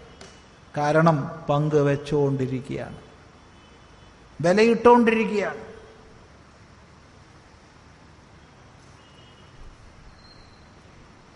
കാരണം രാവിലെ ഒരു ചായയും പലഹാരമൊക്കെ കഴിച്ച് ഒരു പത്രമൊക്കെ വായിച്ച് അങ്ങനെ ഇരിക്കുകയാണ്. അപ്പോഴാ വീട്ടിലൊരാൾ വരുന്നത്, അല്ല ഇരിക്കോ, ഇരിക്കാൻ നേരമല്ല, ഞാൻ പോട്ടെ കേട്ടോ. പിന്നെന്താ നീ വന്നാ പെട്ടെന്ന്? അല്ല, നിങ്ങളെ സ്ഥലം വിൽക്കണമെന്ന് കേട്ടു, അതുകൊണ്ട് വന്നതാ. ഇല്ലല്ലോ, ഞാൻ സ്ഥലവും വീടൊന്നും വിൽക്കണില്ല. ഓ, എന്നാ ഞാൻ പോട്ടെ കേട്ടോ, തെറ്റിപ്പോയതായിരിക്കും, സ്ഥലം മാറിയതാവും, ഞാൻ പോട്ടെ. പോയി ഒരു 2 ആഴ്ച കഴിഞ്ഞപ്പോൾ വേറൊരാൾ വന്നു. ഇരിക്കൂ. അല്ല, ഇരിക്കാൻ എനിക്ക് നേരമല്ല, ഞാൻ തിരക്കുണ്ട്. എന്താ പിന്നെ വന്നത്? തിരക്കുള്ള ആൾ പിന്നെ എന്തിനാ എൻ്റെ വീട്ടിൽ വന്നേ? അല്ല, നിങ്ങളുടെ സ്ഥലവും വീടും കൂടി വിൽക്കണമെന്ന് കേട്ടുമല്ലോ. ഇല്ലല്ലോ, ഞാൻ വിൽക്കാൻ വിചാരിച്ചിട്ടില്ലല്ലോ. വന്നാൽ ഞാൻ പോട്ടെ, എനിക്ക് സ്ഥലം മാറിയതാവും. 3-ാമത്തെ ആഴ്ച വേറൊരുത്തം വന്നു, അവനും ഇത് തന്നെ ചോദിച്ചു. അപ്പോഴും കാരണവരിത് പറഞ്ഞു. 4-ാമത്തെ ആഴ്ച ഒരുത്തം വന്നപ്പോൾ കാരണവർ വിചാരിച്ചത് 3 പ്രാവശ്യമായല്ലോ, എന്നാ പിന്നെ യവനെ ഒരു പാഠം പഠിപ്പിക്കണം. അതെന്താ? വിൽക്കണമെന്ന് കാരണവരുടെ ഉള്ളിൽ ഇല്ലേ ഇല്ല, യവനെ ഒരു പാഠം പഠിപ്പിക്കണം. എന്താ പാഠം എന്നറിയോ? അവിടെ സെന്റിന് 50,000 രൂപയാ വില. കാരണവർ പറഞ്ഞു സെന്റിന് 5 ലക്ഷം കിട്ടിയാ വിൽക്കും. അവൻ ഓടുന്നത് കാണണം. ഉടനെ അവൻ പോക്കറ്റിൽ നിന്ന് പൈസയും കൊടുത്തു. ഇത് അഡ്വാൻസ്, നാളെ രജിസ്ട്രേഷൻ. കാരണവർ ബോധം കെട്ട് വീണു. ചിലപ്പോൾ നിങ്ങൾ പറഞ്ഞേക്കാം, അവൻ വിഡ്ഢിയാണ് സ്വാമി, അവൻ വിഡ്ഢിയാണ്. കാരണം 50,000 രൂപ സെന്റിനുള്ള സ്ഥലത്തിന് 5 ലക്ഷം കൊടുത്ത് വാങ്ങുന്നവൻ വിഡ്ഢിയാണ്. എന്നാൽ അവൻ വിഡ്ഢി അല്ലെന്നറിയുക. അവനറിയാം, ഒരു ഗ്രാമത്തിന്റെ ചുറ്റുപാട് മുഴുവൻ 50ന്റെ സ്ഥാനത്ത് 500 കൊടുത്ത് വാങ്ങിയാൽ അതിൻ്റെ മധ്യത്തിലുള്ളത് ചില്ലിക്കാശിന് കൈക്കലാക്കാൻ കഴിയുമെന്ന് അവനറിയാം. ആ എക്കണോമിക്സ് പഠിച്ചവനവൻ. ഇത് വെറുതെ പറയുന്നതല്ല, അതിന് പലതും ഉണ്ടാക്കും അവൻ. ഇന്നലെ ഒരാൾ നമ്മളെടുത്ത് വന്നിരുന്നു, സ്വാമി ഞങ്ങൾക്ക് സ്ഥലം വിൽക്കല്ലാണ്ട് വഴിയില്ല. സ്വാമിയുടെ പ്രസംഗങ്ങൾ കേട്ടിട്ട് വിൽക്കരുതെന്ന് തീരുമാനിച്ചതായിരുന്നു, പക്ഷെ വിൽക്കല്ലാണ്ട് വഴിയില്ല. പക്ഷേ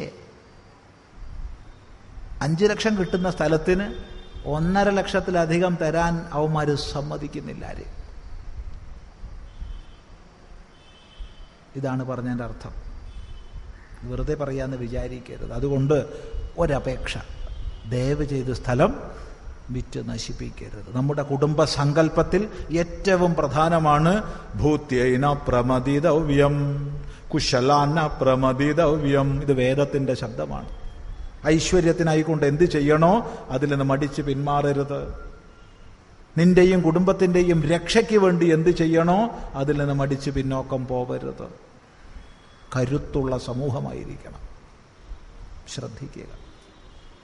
ഏതായാലും അവിടെ നമുക്ക് നിർത്താം. ഇവിടെ ഒരുപാട് കടലാസുകളുണ്ട്. ഇതിൻ്റെ സംഘാടകർ അത് എടുത്തു വെച്ചാൽ നമുക്ക് അടുത്ത പ്രാവശ്യം തുടരാം. എന്ത് സംശയങ്ങളുണ്ടെങ്കിലും എഴുതി വയ്ക്കുക. അറിയുന്നതാണെങ്കിൽ പറയും. തൽക്കാലം നമുക്ക് ഇന്ന് ഉപസംഹരിക്കാം. ഓം